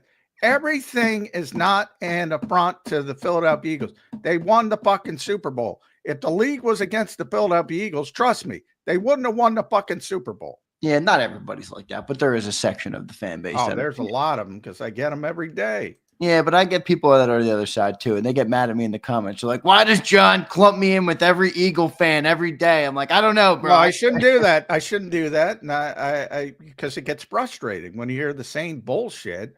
And like the league against, I've been saying this for years, the league being against the Eagles. Troy Vincent's the vice president. He's like the third most powerful guy in the sport. He loves the Eagles. John Runyon, James Strauss are the rule guys. They freaking love the Eagles. Yeah. NFL Films has been in Mount Laurel for years. Everybody who works at NFL Films is a freaking Eagles fan. I think John Runyon lives around here, doesn't he? I mean, I know. Yeah, he lives in Mount. He used to live in Mount. Yeah. John used to be a congressman in New Jersey. That's right. That's right. But yeah, I mean, it's absurd. It's one of the dumbest complaints. It's a little chip on the shoulder never hurt anybody, Johnny Mac. Come on. Come on. Now you're defending them. Now you're defending that. That's what I'm saying. That's a frustrating part. I understand that the world consists of people who have different opinions. It doesn't bother me all that much. I mean, I know some of it's stupid. But I do agree that I lump, there's some common sense fans that realize the league is not against the Philadelphia Eagles, but there's a whole lot on the other side and really believes it to the point that they're going to ban the tush push because the Eagles are successful. They don't call personal fouls because it's Jalen Hurts. There are a lot of people who believe that. Yeah, you're not wrong. You're not wrong about that. Brian Pumper checks in. What's up, Pump? Ejected as a head coach. I like this guy. I assume you're talking about Scott Loeffler, the new quarterback coach of the Philadelphia Eagles. Has he been ejected, Brian? This is news that I did not know. Yeah, I don't know, but he's a hothead. Then you There got some Nick Sirianni. Yeah, he'll fit in perfectly in this Italian culture. Nick's going to get some heat from his Italian fan base too. Oh, why? For not For drafting not hiring Nunzio. Nunzio makes the best pasta you'll ever taste, and he has got the cannoli recipe from the Italian guy. Who's Dom going to go to dinner with? Nunzio's not there. Who? Nunzio's out. And I'm telling you, Dom is denying a dinner request from Loeffler. I'm telling you that now. Brian Pumper says, I got one solution. Allow the defense to push as well. Easy fix. Well, they do, don't they? The whole nature of defense is pushing. Why? Forget about the defense. What? No, I don't. No, here's what I really don't understand is that literally the entire nature of defensive football is push. Stop them from coming at you and push them this way. Like, I don't get that one, Pump. I'm sorry, bro. I don't get it. Yeah, forget about the defense. The defense is allowed to push offense. Give the defense something. Look at it that way. You change every fucking rule for the offense. Yeah, they can't tackle. They can't touch a quarterback. They can't do anything. I'm surprised there's competent defensive players in the league still. Yeah, well, that speaks to Vic Fangio's greatness as well. Pumper says, Zander, they're not allowed to push. I thought they were. I don't know. What are you talking about? What do you mean not allowed to push? I don't know. I don't know what he means. I don't know what is he talking about. Leverage? You can't. Yeah, we talked about that with Mike Gill. I forget about the defense. It has nothing to do with the defense. It's an offensive rule that they will eventually change. And again, before 2005, they weren't allowed to do it. Forget about the defense. It has nothing to do with the defense. Nothing. Let's move on, Johnny Mac. Good stuff. Appreciate everybody. Appreciate all the super chats today. As I mentioned, we watched the defensive linemen and linebackers yesterday at the Combine. And today we will watch defensive backs and tight ends. Saturday will be quarterbacks, wide receivers, and running backs. And Sunday will be offensive linemen. John, real quick, before I move into, I want to talk some free agency. I want to talk Zack Baun. Before I get there, one last thing that I'm feeling about this first-round draft pick. Are we sure? And no, we're not sure. I can answer my own question. But does it feel to you like there's a line of thinking in the air that's completely forgetting about the potential of the Eagles drafting an offensive lineman with the first pick, not a defensive lineman with the first overall pick? I know they have needs at edge. I know Milton Williams is out the door, but remember, you talked about this. If Fontenot dropped last year and was available, they were not going to draft Quinyon Mitchell. They would have drafted that offensive lineman. Now we're a year later, and they still haven't drafted an offensive lineman or a successor to Lane Johnson. Will they go offensive lineman with that round one pick? I haven't ruled it out, and I think it's a bigger chance than people are giving it credit. I never, ever rule out offensive line. It's just, we're playing the odds game. With the Eagles, I never rule out offensive linemen. But again, I don't think they're staying at 32, so that's number one. No, but if they do, there aren't a lot of fits at 32. And last year's offensive line draft was a lot better than this year's, and they were obviously higher at 22nd overall. And even that, one of them didn't get to him. The last one, as you mentioned, was Spartano. He went 20th, I believe, to Pittsburgh. But if there's a guy they like that balls, yeah, I mean, they're always in the conversation for an offensive lineman. And that's even if they fall back. And that might piss some people off if they draft a boring offensive lineman. But always in the equation with Howie Roseman. And he'll be honest about that. If it's even, they're gonna lean offensive or defensive front. the odds are it's going to be defensive front for two reasons. One, they're probably going to lose some players. And two, it's a deeper defensive front draft than offensive line draft at the top. But if somebody like, and I don't know who Jeff Stoutland's going to like, but, you know. That Zabel guy, people like him. I don't know much about Yeah, I don't think he's a first-round pick. But if they fall back, he'd be in the equation. But I think more of the potential tackle for the same reason as last year, even though Lane has said he's going to continue to play for a couple more years. You got to think about the future as well. Simmons from Ohio State's more of a left tackle guy, but, you know, usually if you can play left tackle, you can play right tackle. Is he going to fall? Probably not. But if he does, you know, if they see value, this kid from Texas, he's good. Kelvin Banks, I think is his name. And then, of course, Alabama has the requisite offensive linemen, as they usually do.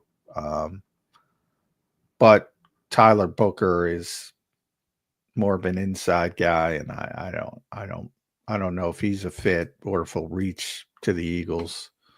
So not a lot of names, not nearly as many names as there were last year, I would say. Good stuff. John, I got a question on the draft that I want to get from one of our great viewers. Curtis checks in. Z, the way people are describing the parity of the draft after the top 10, how much would a team give up for the 32nd pick? I do think it's a fair line of thinking. You know, we're talking about trading.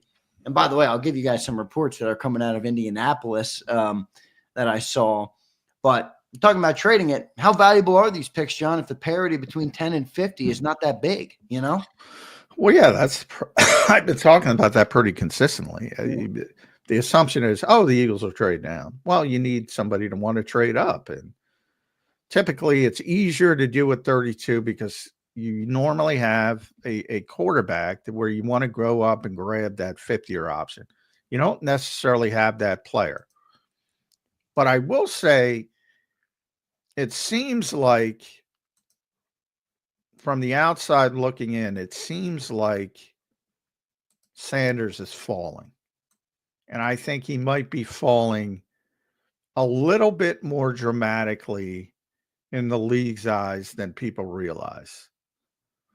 To the point where you're starting to get some saying Jackson Dart might be the second best quarterback in the draft. And if there's enough people, I remember you go back to the Geno Smith draft year and the offseason this time of the year, he was the number one pick. He was going to be the number one overall pick. He was the guy. And that was all the draft people. And the NFL didn't believe the same way. And he ended up falling all the way to, I believe, the second round, all the way to the top of the second round. So it's hardly without precedent that somebody was hyped up to the point Shedeur Sanders falls pretty dramatically.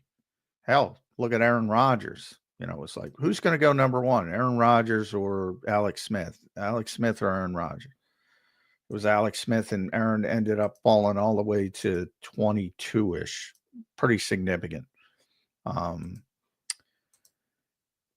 If he falls, he could be the guy that somebody says, all right, you know, he might be in Geno Smith territory, and somebody saying, all right, last pick in the first round, let's go get Shedeur Sanders. The value is here. Let's go get the 50-year option. If it hits, great. And then you have a Lamar Jackson situation like you had in 2018, where the Eagles picked 32nd. For other, you know, 50-year option, some of the edge guys. But you would think the Eagles might want an edge guy if there's an edge guy of value there. So it's not just as easy to say you want to trade down. And there's no real evident quarterback. And when I did the conference call with Jeremiah, he said that there's no real evident quarterback that somebody's going to come up for at 32. right now, because the assumption is that Ward's going to go, Sanders are going to go, and then there's nobody else worthy to go in the first round. Well, Sanders is falling. I don't know how far, but he's falling. And if he continues to fall and it becomes a Geno Smith situation, he might be the guy that somebody jumps up and gets with 32. But it's going to be more difficult than it was in 2018 because you don't have that quarterback that evident unless he starts to fall or somebody falls in love with Jackson Dart or somebody like that.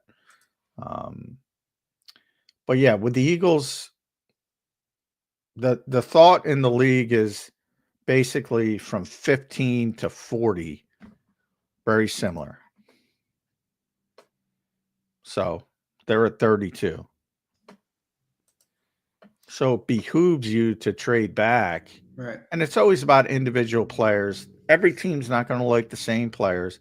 Every team's not looking at the same players. Every team's not looking at the same position.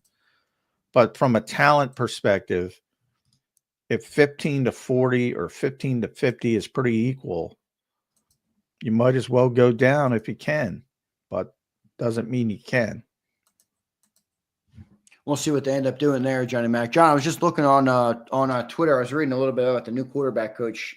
Looks good, man. A lot of people hyping up, a lot of experience, over 20 years of experience in the position. So good stuff there. We recapped that a little bit as the news broke on Birds 365, and we'll talk about it a little bit to close out the show. But I do want to hit you with this. I saw a Diana Rossini clip floating around, and she says in the clip for her podcast on The Athletic, how he's willing to move on from some of these young guys because he's looking to make a big swing for Miles Garrett. And then I also saw on Twitter, U Stadium is an account, and I don't know exactly where they come from, so we can cross-check this. Sports Media Network covering most things NFL. They're in Indianapolis, and they tweeted out, cannot tell you how many people in Indianapolis believe the Eagles will be the team to land Miles Garrett. Oh, yeah. I mean, the Eagles are in people's heads. I've been saying it, but they are in this league's heads. But isn't that Rossini comment interesting? Because we've been talking about the young players and whether we'd be willing to give them up or not. I laugh at people on this show that think Howie would even that he would not wait a heartbeat if he could give up the 32nd overall pick in Nolan Smith for Miles Garrett. I mean, it would not. He would not. Again, one heartbeat to the next. It wouldn't take him that long. But why would Cleveland do it? Miles is, pretty clear he wants out. He said he's not going to consider an extension. So if the player forces it to the point where you have to do something, you have to do something at some point. But A, Cleveland's got to come to that point. B, you're going to have to come up with more than that to land Miles Garrett. But to Diana's point, yeah, I mean, Howie will, if there's an opportunity to get a player like that, he will do everything to get it done. I do believe that. But there's a lot of hurdles before you get there. We will see. We will see, everybody. Will Howie make the move? We started the show talking about the edge rushers. Boy, it's slim. Will they keep Josh Sweat? Oh, boy. Howie Roseman might just have that trick up his sleeve that he's going to pull. We'll see if it ends up happening. John, one other question I have for you, and then we'll close up the show with some final thoughts on the quarterback coach, just because that's the news of the day. I want to make sure people are up to date and know all about that. All right, here's my question. What is the Zack Baun timeline? I read your report. I read your article on Sports Illustrated about Zack Baun. I've read from Jeff McMullen as well that he's going to be a priority for the Eagles. All signs seem to the Eagles want to get Zack Baun done. Okay, if we get to March 12th and Zack Baun isn't done, it's officially time to sound the alarms that he might not be back in Philly, because that would mean he's on the open market. What does the timeline look like for Zack Baun? And if they were to bring him back, when would that be, do you think? And if he did reach March 12th and we don't have him done, do you still think the Eagles would be ready or capable or able to make a deal with him? Yeah, it's not positive for the Eagles if you reach March 12th and he's not done. They obviously want to get it done before then. That's an indication that they're waiting and they're going to get an offer and take it back to the Eagles and say, look, we can get whatever. If it ranges over 15. And the Eagles will have a walk-away number. They always do. They tend to be one of the more disciplined teams. They had a walk-away. They wanted Xavier McKinney, and they had a walk-away number last year, and they walked away. Back in the kid from Baltimore, the safety, kind of fell off a cliff this year. God, why can't I remember his name? They wanted him from New Orleans a couple of years ago, and they had a walk-away number, and Baltimore went above it. Right. They're very disciplined when it comes to that. It's not positive if you get to March 12th and he's not signed, but it doesn't mean it's over either. If somebody comes back and says, hey, we'll give him $16 million, and the Eagles can say, all right, we'll match it. What the walkaway number is, I can't tell you. I can tell you that he's their number one priority, which is rare for this team to have an all-ball lineman. But that's the kind of season he had. I mean, it's hard to poke holes in the season Zack Baun had. The consistency, the playmaking. We all talk about Jalen Carter, and Jalen Carter is the most talented player on the Philadelphia Eagles defense, no question about it. But the best player on the Philadelphia Eagles defense was Zack Baun. And it wasn't close, to be honest. Who's the linchpin of the defense? Carter? Well, from the standpoint of talent, yes. I mean, Carter's the guy. From the standpoint of who played the best and demonstrated performance, that's Zack. Moving forward, that's the trick. Yeah, I would bet on Jalen Carter being more impactful moving forward for a number of years. But it's hard, like I said, it's hard to poke holes. And Jalen's going to cost a hell of a lot more money because of the position he plays right when his contract is ready. So all of that factors into it. But the Eagles want to get Zack Baun done. How he's honest about that. He said it on Kelsey's show. He said it for everybody to hear. He said it off the podium, but on the record in Indianapolis. Didn't say it on the podium, so I think people, are questioning, but he's very honest about it. There's no one should be concerned that the Eagles don't want Zack Baun back. Can they get him back? Yeah. That's up to Zack Baun. If he wants to say, I'm taking it to March 12th and I'm taking the most money, he's gone. What do you think the walkaway number is? You talked about the walkaway number, which I thought was great context. What's the walkaway number here in your estimation on Baun? For me, I have 13.5. I say anything over 15. Okay. So you're a little higher than I am. Yeah. And it'll, remember, the cap number will be far lower than that. The Eagles will stick a bunch of Boyd years. Yeah. It's probably going to be a 3-year deal with 4 Boyd years on top of it. And the cap number will look very good. But from an average annual value, which is what too many people get caught up in, then I would say anything above 15 would be starting to get cautious. All right, we'll see what ends up happening there with Zack Baun and the timeline on that. That's going to be an interesting one. I saw another thing here, just a couple of things to close up here. Your guy, John, who you love and reference all the time, Honest NFL, at the Honest NFL on X. He was like a former NFL scout. What was he, a scout or a coach, or what was he?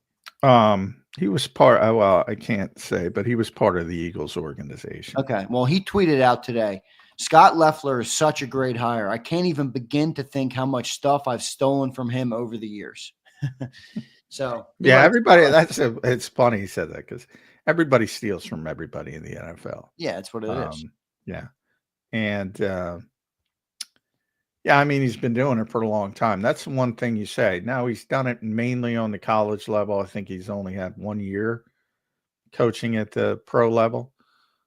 So he's mainly done it at the college level. But for the people that, are always talking about, you got to get new ideas. You got to get fresh ideas. I always say that, football is the one industry where innovation trickles up, not down. So there's more innovation at the college level than the pro level by far.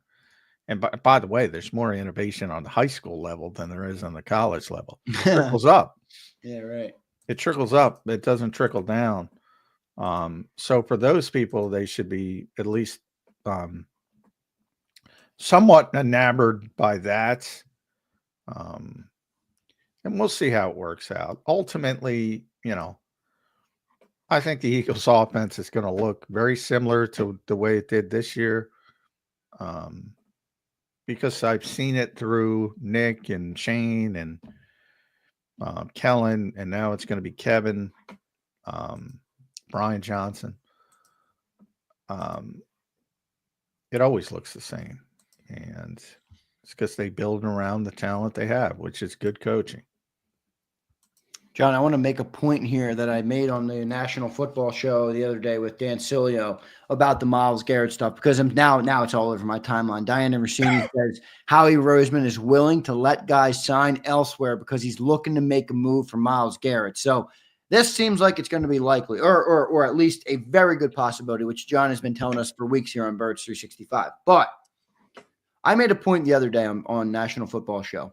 I think the market on Miles Garrett is going to be inflated as it's talked about right now. Like, people have multiple first or a first and a great player. I think overall, when the deal gets done, if a deal gets done, it's going to end up being less than people project. And the reason I say that is he's got a no trade clause.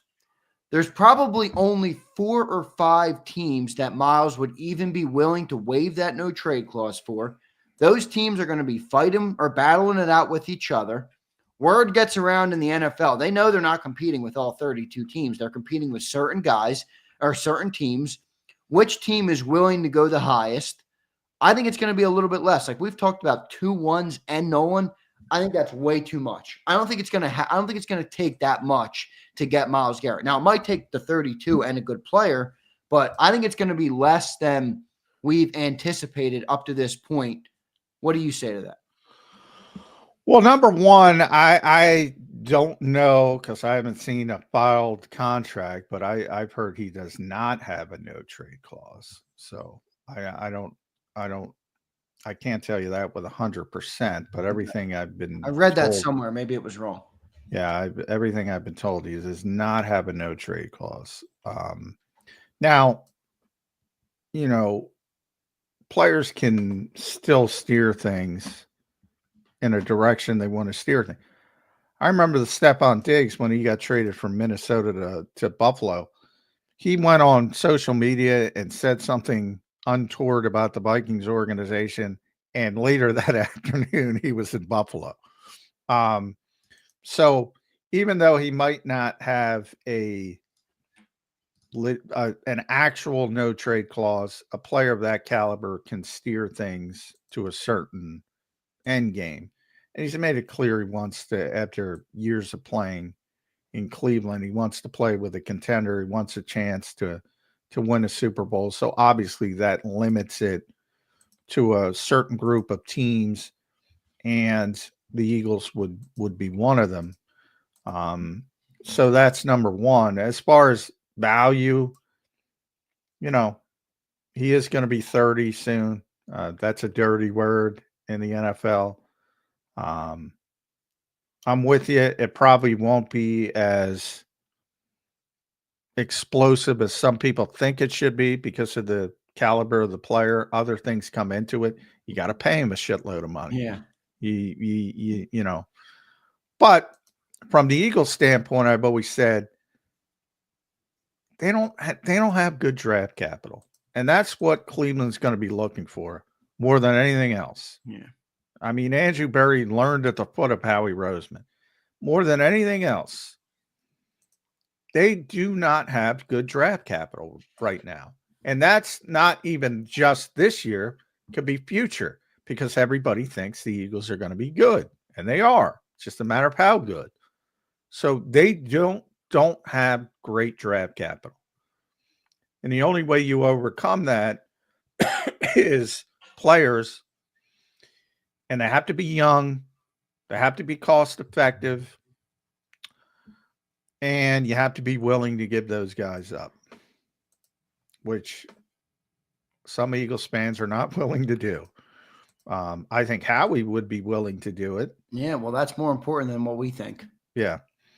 But you're not getting a Hall of Fame caliber player for stuff you don't want. Baby peanuts. Yeah, I saw even Seth Joyner put out the other day. Trade Bryce Huff and 32. I'm like, come on, Seth. You know better than this. Come on, Seth.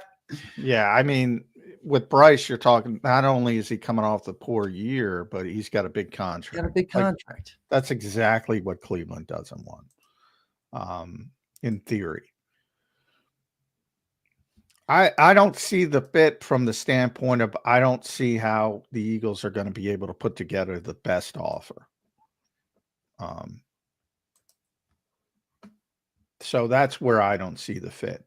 Howie's gonna Howie. I don't know. We'll see. This is a good question because I think this is one of the bigger talking points about this is like he is older. I mean, I know he's an incredible player, but how many prime years does Garrett have left? Matt asked. Well, this is one that I've talked about in the past, and I just don't understand. Like the Eagles think about things in 3-year increments. Does he have 3 years left? I would bet yes. I would say surely he has 2 years left. Well, he's going to – because people say he's 30. He's not yet 30. He's going to be 29 for most of the season next year. So 29, he would turn 30, I think, in December at the end of the year. That would be his 29-year-old season. Then his 30-year-old season would be the second year in Philly. He would turn 31 at the end of the year. Then his third year in Philly, he'd be 31 going into 32. So I feel like he'd have at least three great years left. That's me, though. Yeah, and I just don't get them. And I get it from a sports standpoint. I think it's ingrained in their head that, oh, he's going to be here for the next decade, or there's 30% turnover in the NFL every stinking year. Right. There's going to be 30% turnover this year, 30% turnover next year. That's why the Eagles think about things in 3-year increments. If they're thinking about it at 3-year increments, you should be thinking about it in 3-year increments. It's true. I don't care what happens in 2028 at this point. Hopefully you can keep it going. But that's not how you think about these things. And the Eagles championship window remains open for the foreseeable future that Miles Garrett would be impactful on paper. 2028, maybe not. They're not thinking about it. I'm not thinking about it. It's fair. Neil Watson brings up a good question. He says, practical question. How are you going to pay Garrett and Carter? Well, you're 2 years out from paying Carter. So you're going to front load the Garrett money probably like they always, like, I don't know. It's a fair question, but don't you feel like with the timelines, how we'll be able to push it out? I mean, we're paying. Well, you're losing, in theory, you're losing, let's say $15 to $18 million player in Josh Sweat. You're losing $21 million in Milton Williams. These are the types of players you would have to pay. It's always like, why would anyone concern themselves with the Philadelphia Eagles and the salary cap? If they want the player, they'll figure it out. How do they pay Miles Garrett and Jalen Carter? By paying Miles Garrett and Jalen. How did they pay A.J. Brown, Devontae Smith, Landon Dickerson, Jalen Hurts? Remember when Devontae Smith and A.J. both got paid, and Devontae Smith tweeted out a little otter emoji and added Dan Sileo, because Dan Sileo was saying all year, you're not paying both the wide receivers. You're not paying both the wide receivers. They got him. Howie will be able to do it. Yeah, and you're going to shift. You're going to lose some players because you're paying Miles Garrett, and eventually you're going to have to pay Jalen Carter. But that's why it's not about this year. It's about, again, the 3 years. That's how Howie looks at it. So when he's talking about, it's one of the reasons why we all think Milt's leaving, because eventually down the road, not this year, but down the road, he's got to pay Jalen Carter what he's going to, and Jalen Carter's going to set the market at defensive tackle. He's going to be the highest paid defensive tackle unless things go way wrong, which they're not, in the history of football at the time, whenever he signs his extension. So, and then you got to make some difficult decisions and other, which they're doing in theory this year. Say I mean, the Eagles would love to have Milt Williams back. Probably can't have him back if they want to accomplish what they want to accomplish. Probably. Same thing with Josh Sweat. It's not like they wouldn't like to have him, but you got to make some tough decisions. We'll see what ends up happening with it. I saw somebody in the chat, John. Let me see if I can pull him up. Jay says, I'm over the Miles Garrett talk. Well, Jay, let me alert you to something. Diana Rossini is out there putting out reports that Howie's willing to move on from a young guy in order to get Miles. He's willing to let guys leave. This talk is just getting started, my friend. It's just getting started. We have a whole offseason to go. It might not happen till the draft or even up to June 1. So, Jay, buckle in, brother. It's going to be going all offseason. I appreciate you, though. Yeah, I mean, would you rather have a team that doesn't get involved with players like that? Because there's a whole bunch of teams that aren't going to be involved in any potential Miles Garrett trade. Because maybe you wouldn't want to consider them, and B, because they don't have the, testicular fortitude, I'll say it nicely, to make a bold move. And Andrew Berry, I say all the time, you don't have the balls, is what John is saying. Andrew Berry's got his Howie Roseman quote in his office, or he did, and that's you got to make bold moves if you want to win a Super Bowl. And they already did. You just saw some of their bold moves work out. My fear is that now Nolan Smith with the tricep surgery is not going to be enough, and they're going to say, I want Cooper.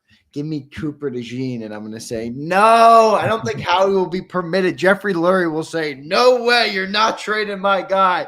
I love Cooper DeJean. You're not getting him out of here. I don't know. That would be my fear with this. I think there's a funny statement that I got from one of the Eagles earlier this year about Cooper and Quinion. And it was basically a whisper.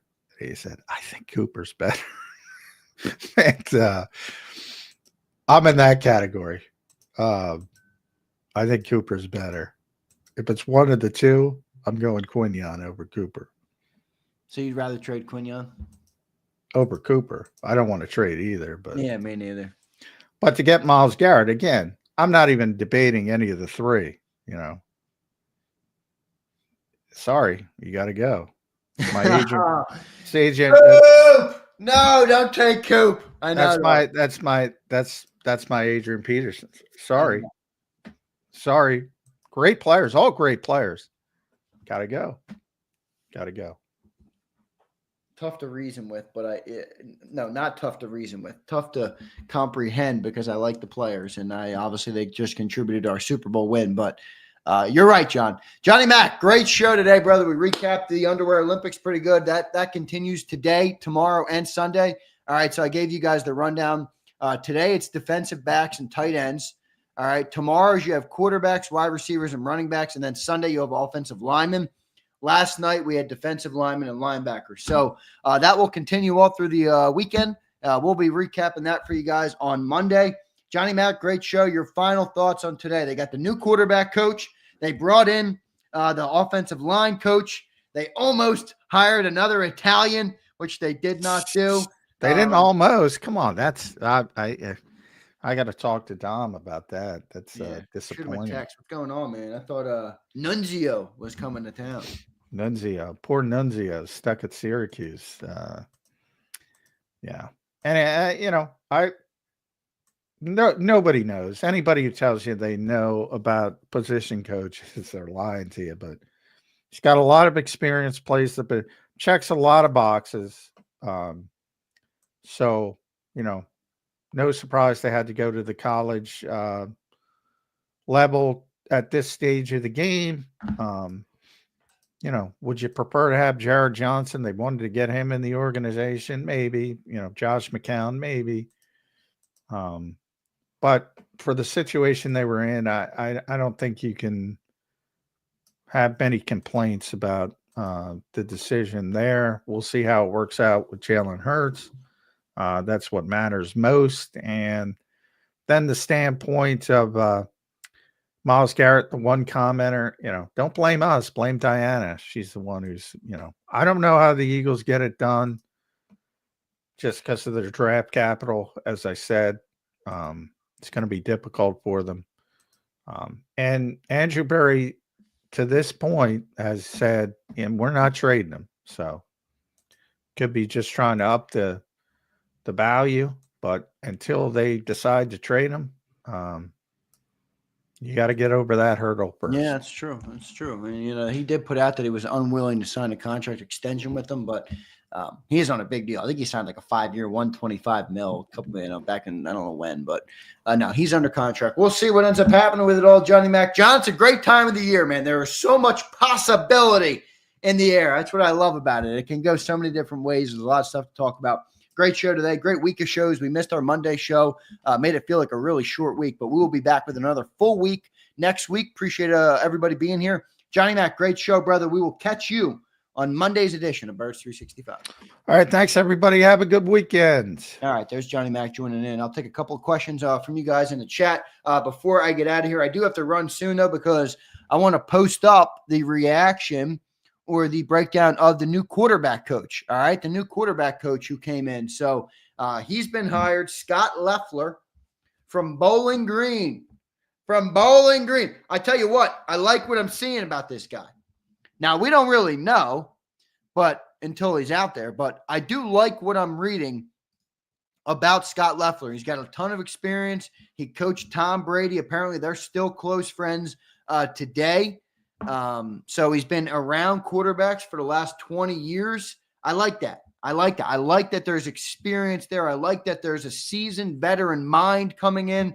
I like all those things. So the fact that he's your new quarterback coach, I think is a good thing. I was happy with that hire overall, and pretty good stuff there. Now the Diana Rossini comments on Miles Garrett, I don't know. What do you think, guys? You guys have been telling me, no way Nolan Smith, no way Cooper DeJean, no way any young guy. Well, Diana Rossini's hearing that Howie Roseman's willing to move on from a young guy if he can land Miles Garrett. Okay, so if the GM is more willing than we are, we have to acknowledge that our opinions and our thoughts and our feelings don't mean shit. They don't mean shit. If Roseman wants to make the move, he's going to make the move. But in saying that, I would ask you, who are the young player prospects that you would say? Who are the young? We've talked about Nolan Smith, but here's the thing. I don't know. Would the Browns balk at that because of the surgery? That's where I brought up. Unfortunately, the ask might be Cooper DeJean. Trade Trotter. That ain't getting it done. Trade Trotter. What the fuck is that doing? Zeal says 32 and Nolan Smith for Garrett's a no-brainer. Zeal, will they take it? Will they take it? I don't know. Got a guy coming off a banged up tricep, and the 32 overall pick, which has essentially been talked about as the same as the 50 overall pick. With the lack of disparity, the lack of parity between draft picks. I don't know.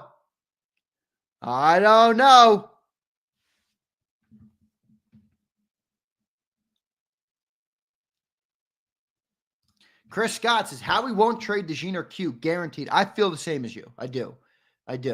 Nolan Smith will be the one Howie will trade. I think there's a name that people are missing, and RMP got it. Jordan Davis is probably the odd man out. I agree. RMP. I think it could be him. Could be a first. Could be a second next year or something. Or a mid-round pick. A day 2 pick this year or next year. With that first-round pick this year. With a guy like Jordan Davis. Maybe that's enough. I don't know. That might not be enough. Browns might not like Jordan Davis. He's definitely trade bait, though. I agree with you, Neil. He's trade bait for sure. I'm with you, brother. No Limit says, Zander, what other contenders can offer more than picks? I would say Detroit and Commanders are the two that come to mind. Maybe a team like the Packers. Maybe. I don't know if Miles would want to go there. If you look at the AFC, I don't see many. Like, what can the Bills trade? And by the way, why would the Browns send him to an AFC team? I don't think they will. Oh, shit. Almost knocked my mic down. I don't know, man. Look, I get the people who are like, there's no way that Howie Roseman will do this trade. Okay, maybe. But Diana Rossini's pretty good. And she's in Indianapolis saying the Eagles are a team that wants Miles Garrett. That means Howie's going to Howie and go the distance. Will he get it done? I don't know. And I don't feel as good about this trade as others. I get it. I understand why people want it, but I don't know. We just won the Super Bowl with these young guys. Do we want to blow it up? But where John is right is they don't look at this thing in an 8-year increment. It's 3 years. Who's a better guy the next 3 years? Nolan Smith or Miles Garrett? It's a no-brainer. Jay says Garrett disappeared in that playoff game versus the Texans in 23. Don't forget. Not a bad take. Jay. But he was on the fucking Browns. You didn't expect the Browns to win a playoff game, did you? Brian Pumper says bust Davis, Huff, number 32, and J-Mac for Garrett. I'm saying no because of J-Mac. J-Mac stays right here in Philly. Right here on JAKIB Sports. Davis, Huff, and 32. Are you kidding me, Pump? That's not enough. I don't know. Maybe it is. Bust Davis, Huffle, Schnuffagus, and 32. Yeah, Neil, you're right. I'm not letting J-Mac walk for that. I need more. I need Bob Lang to work out a deal with JAKIB if they want that to happen. If they want that to happen, I'm going to need a word from Bob Lang. I need a word from Bob Lang. All right? I need a word from the legend Bob Lang. Prince says, keep developing the young guys. We'll see, Prince. Did you get your jersey, Prince? You should have got your jersey. You should have got your Super Bowl jersey. Why would the Browns? This is the best question on Davis. Why the hell would the Browns take Davis? I don't know, Zeal. I really don't know. You're in Nashville. Enjoy, brother. Hope you have a safe trip, Prince. Be good out there, brother. Be safe. All right, man? Appreciate you. McMuffin for a ham sandwich. I'm not in. I'm out. Ham sandwich is not my favorite. Do I look like a ham sandwich guy to you? I mean, I like ham. I'm not trading Johnny Mac for a ham sandwich. Talking about a nice meatball wedge? Maybe.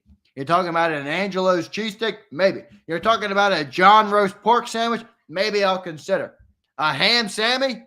What are you using? Acme cold cuts? Twiz wants me to get rid of J-Mac for some Acme cold cuts? Come on. Some fucking Acme cold cuts. I don't even want Acme cold cuts for free. Sells for a ham sandwich. No.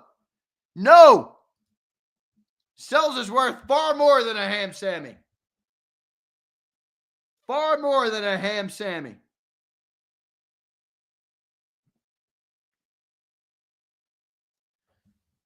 All right.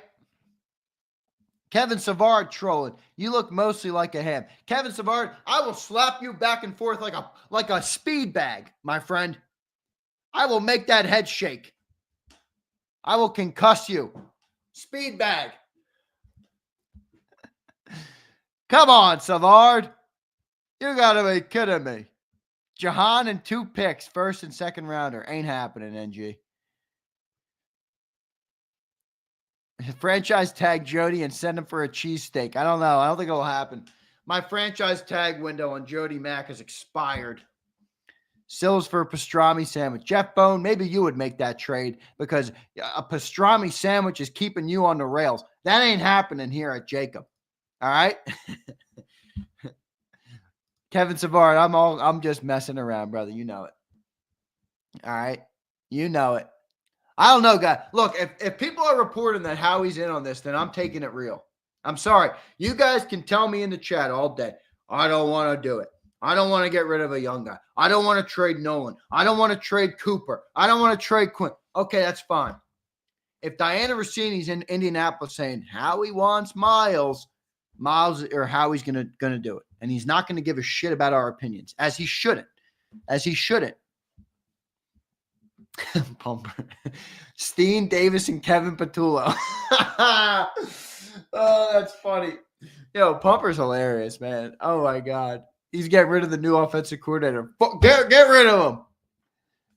Get rid of him. Oh, man. That's funny. Oh, that's funny. That is funny. Chuck Hutton says, drop Garrett like a bad habit. I don't know, Chuck. I don't know, brother. Twiz, I can't go to that comment. That's too vulgar for me to read out loud. All right. I'm not going to go to that comment. I'm not going to go to that comment. All right. I got to go because I want to post up this thing. I want to post up this Scott Leffler. Did you guys see the video floating around of him getting ejected from a college game? I love it. I love it. All right. I love it. Guy got thrown out of a college game because he's fired up. Him and Nick Sirianni will be the most iconic sideline in the league. Will be the most iconic sideline in the league. Blue, wait, before you go, Blue, I got a question for you. Who the hell do you want the Cowboys to draft at 12? Blue, who do you want the Cowboys to draft at 12? Because I actually think the Cowboys are in a nice spot. I think 12 is a good spot. You know, you can move up, you can move down. You can wait for the board to fall. You can see where you're at. I think 12 is a good spot to be in this draft. That's where the Cowboys are sitting. Who do you want at 12? Who do you want at 12? Some Black Ninja. I like this, actually. Blue, you want the Boise State running back? You want Ashton Genty at 12? Oh, that's rich for me, bro. I don't want him at 12. Sorry. I can't. I'm not a Cowboy guy, so I can't speak for you. I know your team has shitty running backs with Rico Dowdle, but I don't know, man. That's bad business right there, Blue. Drafting him at 12. I don't know. Some Black Ninja says, here is my trade scenario. All right, Some Black Ninja, let's hear it. Trade 32, a third rounder this year, a second next year, and Goddard. I like that. I kind of like that, Some Black Ninja. Here's what I'll say. It's a lot of picks. Now you're only going to have a second rounder this year.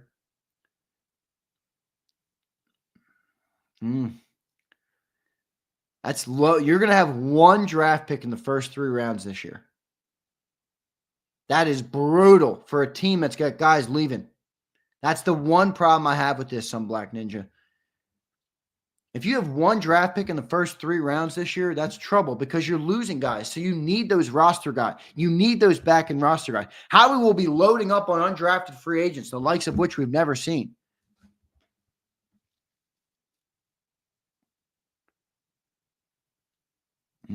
I don't hate that trade, though. I would make that deal. But here's the thing, Some Black. While I like the compensation, I like what you're giving up. What the hell are we going to do with Dallas Goedert, with replacing Dallas Goedert? What are we going to do? You don't have a guy that can block. Grant Calcaterra is literally as good as a traffic cone. You could literally place one of those XL traffic cones that they use in Philly. You could literally place that on the edge, and it would be a better blocker than Grant Calcaterra. By the way, you guys like my new photo? You like my new photo? Let me turn off my What is that? What is that? Someone tell me what that is. Huh?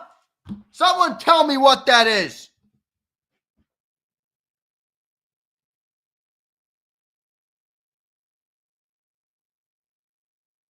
What is it? That is the great 1980 Miracle on Ice hockey game signed by Mike Eruzione. I'm not sure if you can see the signature. It's like right here. Signed by Mike Eruzione. Signed by Mike Eruzione. Yes, for those who don't know, I was out because I was in Lake Placid. Lake Placid, after, it's ironic because me and John had that epic hockey debate on Friday. And then the very next day, I departed for Lake Placid, which is where the U.S. 1980 Olympic team won. Yes, I went inside the stadium. You know, for those who don't know, I used to play inside that stadium when I was a kid because we had a tournament there every year called Can-Am. When you play AAA, you can enter into the tournament. Can-Am. And we would, it's a big rink, a big center that has 3 different rinks on it. One is the 1980 Olympic rink. So if you made it to the championship, you could play on the 1980 Olympic rink. Yes, your boy won gold on the Olympic rink. Your boy fucking won gold. And I was the goalie in that game, baby. Woo! So I was back there. Let me see if I can get a picture. A picture for you guys. Let me see if I can show you a little picture. Where's this shared folder? Somebody, one of my family members made a big shared folder. Where is this thing? Where is this thing? Shared albums. Where is this thing? Uh-oh. I don't see it. I don't see it.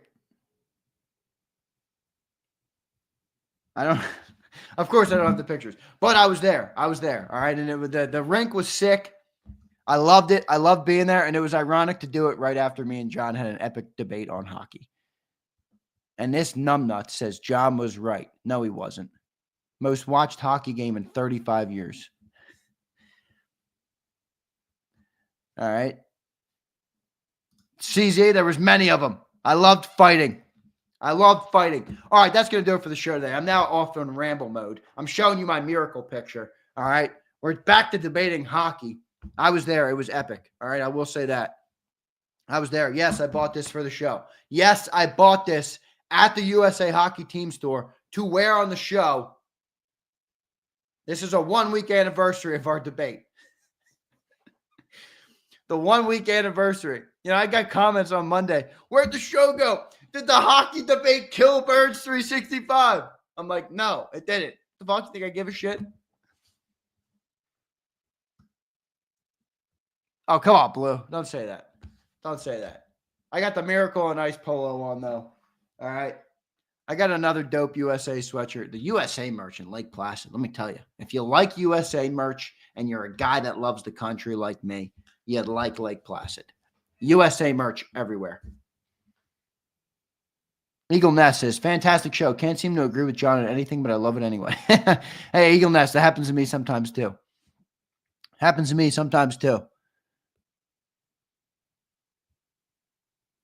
Both Z and J-Mac was both right. That doesn't make sense. John tried to tell me that it wasn't going to work in hockey because it doesn't work in basketball. I don't give a shit about basketball. It was a good thing. You're telling me if they had this event every year for the next 10 years, that many viewers will not help the game of hockey? It's a shitty take. All right, I love you guys. I'm getting out of here. I appreciate all you guys. I love all you guys. We had a great week again on Birds 365. A short week. Boy, can I tell you guys, I hate taking days off. I hate. You know, I felt immense disgust in my heart as I posted out our programming update that we were not going to have shows on Monday. I was disgusted. I was baffled. I was depressed. I didn't feel good at all. I didn't. I was disgusted, Neil. I know you, Neil, you should have. I was disgusted taking a day off. I hate it. I hate it. All right. But we are back. We are back with full weeks. Okay. With full weeks coming. All right. So thank you all. Appreciate all you guys. Hit that like button for me. It means a lot when you guys smash that like. We're up to 143. Not great. Not brutal, but not great. I was trying to get to 200. Hopefully you guys can hit that like button on the way out. Love all you guys. Appreciate all you guys. You guys have been the best fans and the best listening audience in the world. All right. So I can't thank you guys enough for helping the company grow, helping me grow, helping John grow, helping Cilio grow, and really just keeping the community strong. So thank you all for that. And I'll catch you guys later today on the National Football Show and on Monday on Birds 365. Love all you guys. See you next time. You've been listening to Birds 365, the destination for the passionate Eagles football fan who bleeds green. If it's Eagles football, we're talking about it. Debate inside the locker room and guests that are some of the greatest football minds from around the region. We hope you enjoyed the show. We know we had a blast. Make sure to like, comment, and subscribe, and we'll be back soon. But in the meantime, hook up with us on social media at JAKIB Sports. See you next time on Birds 365.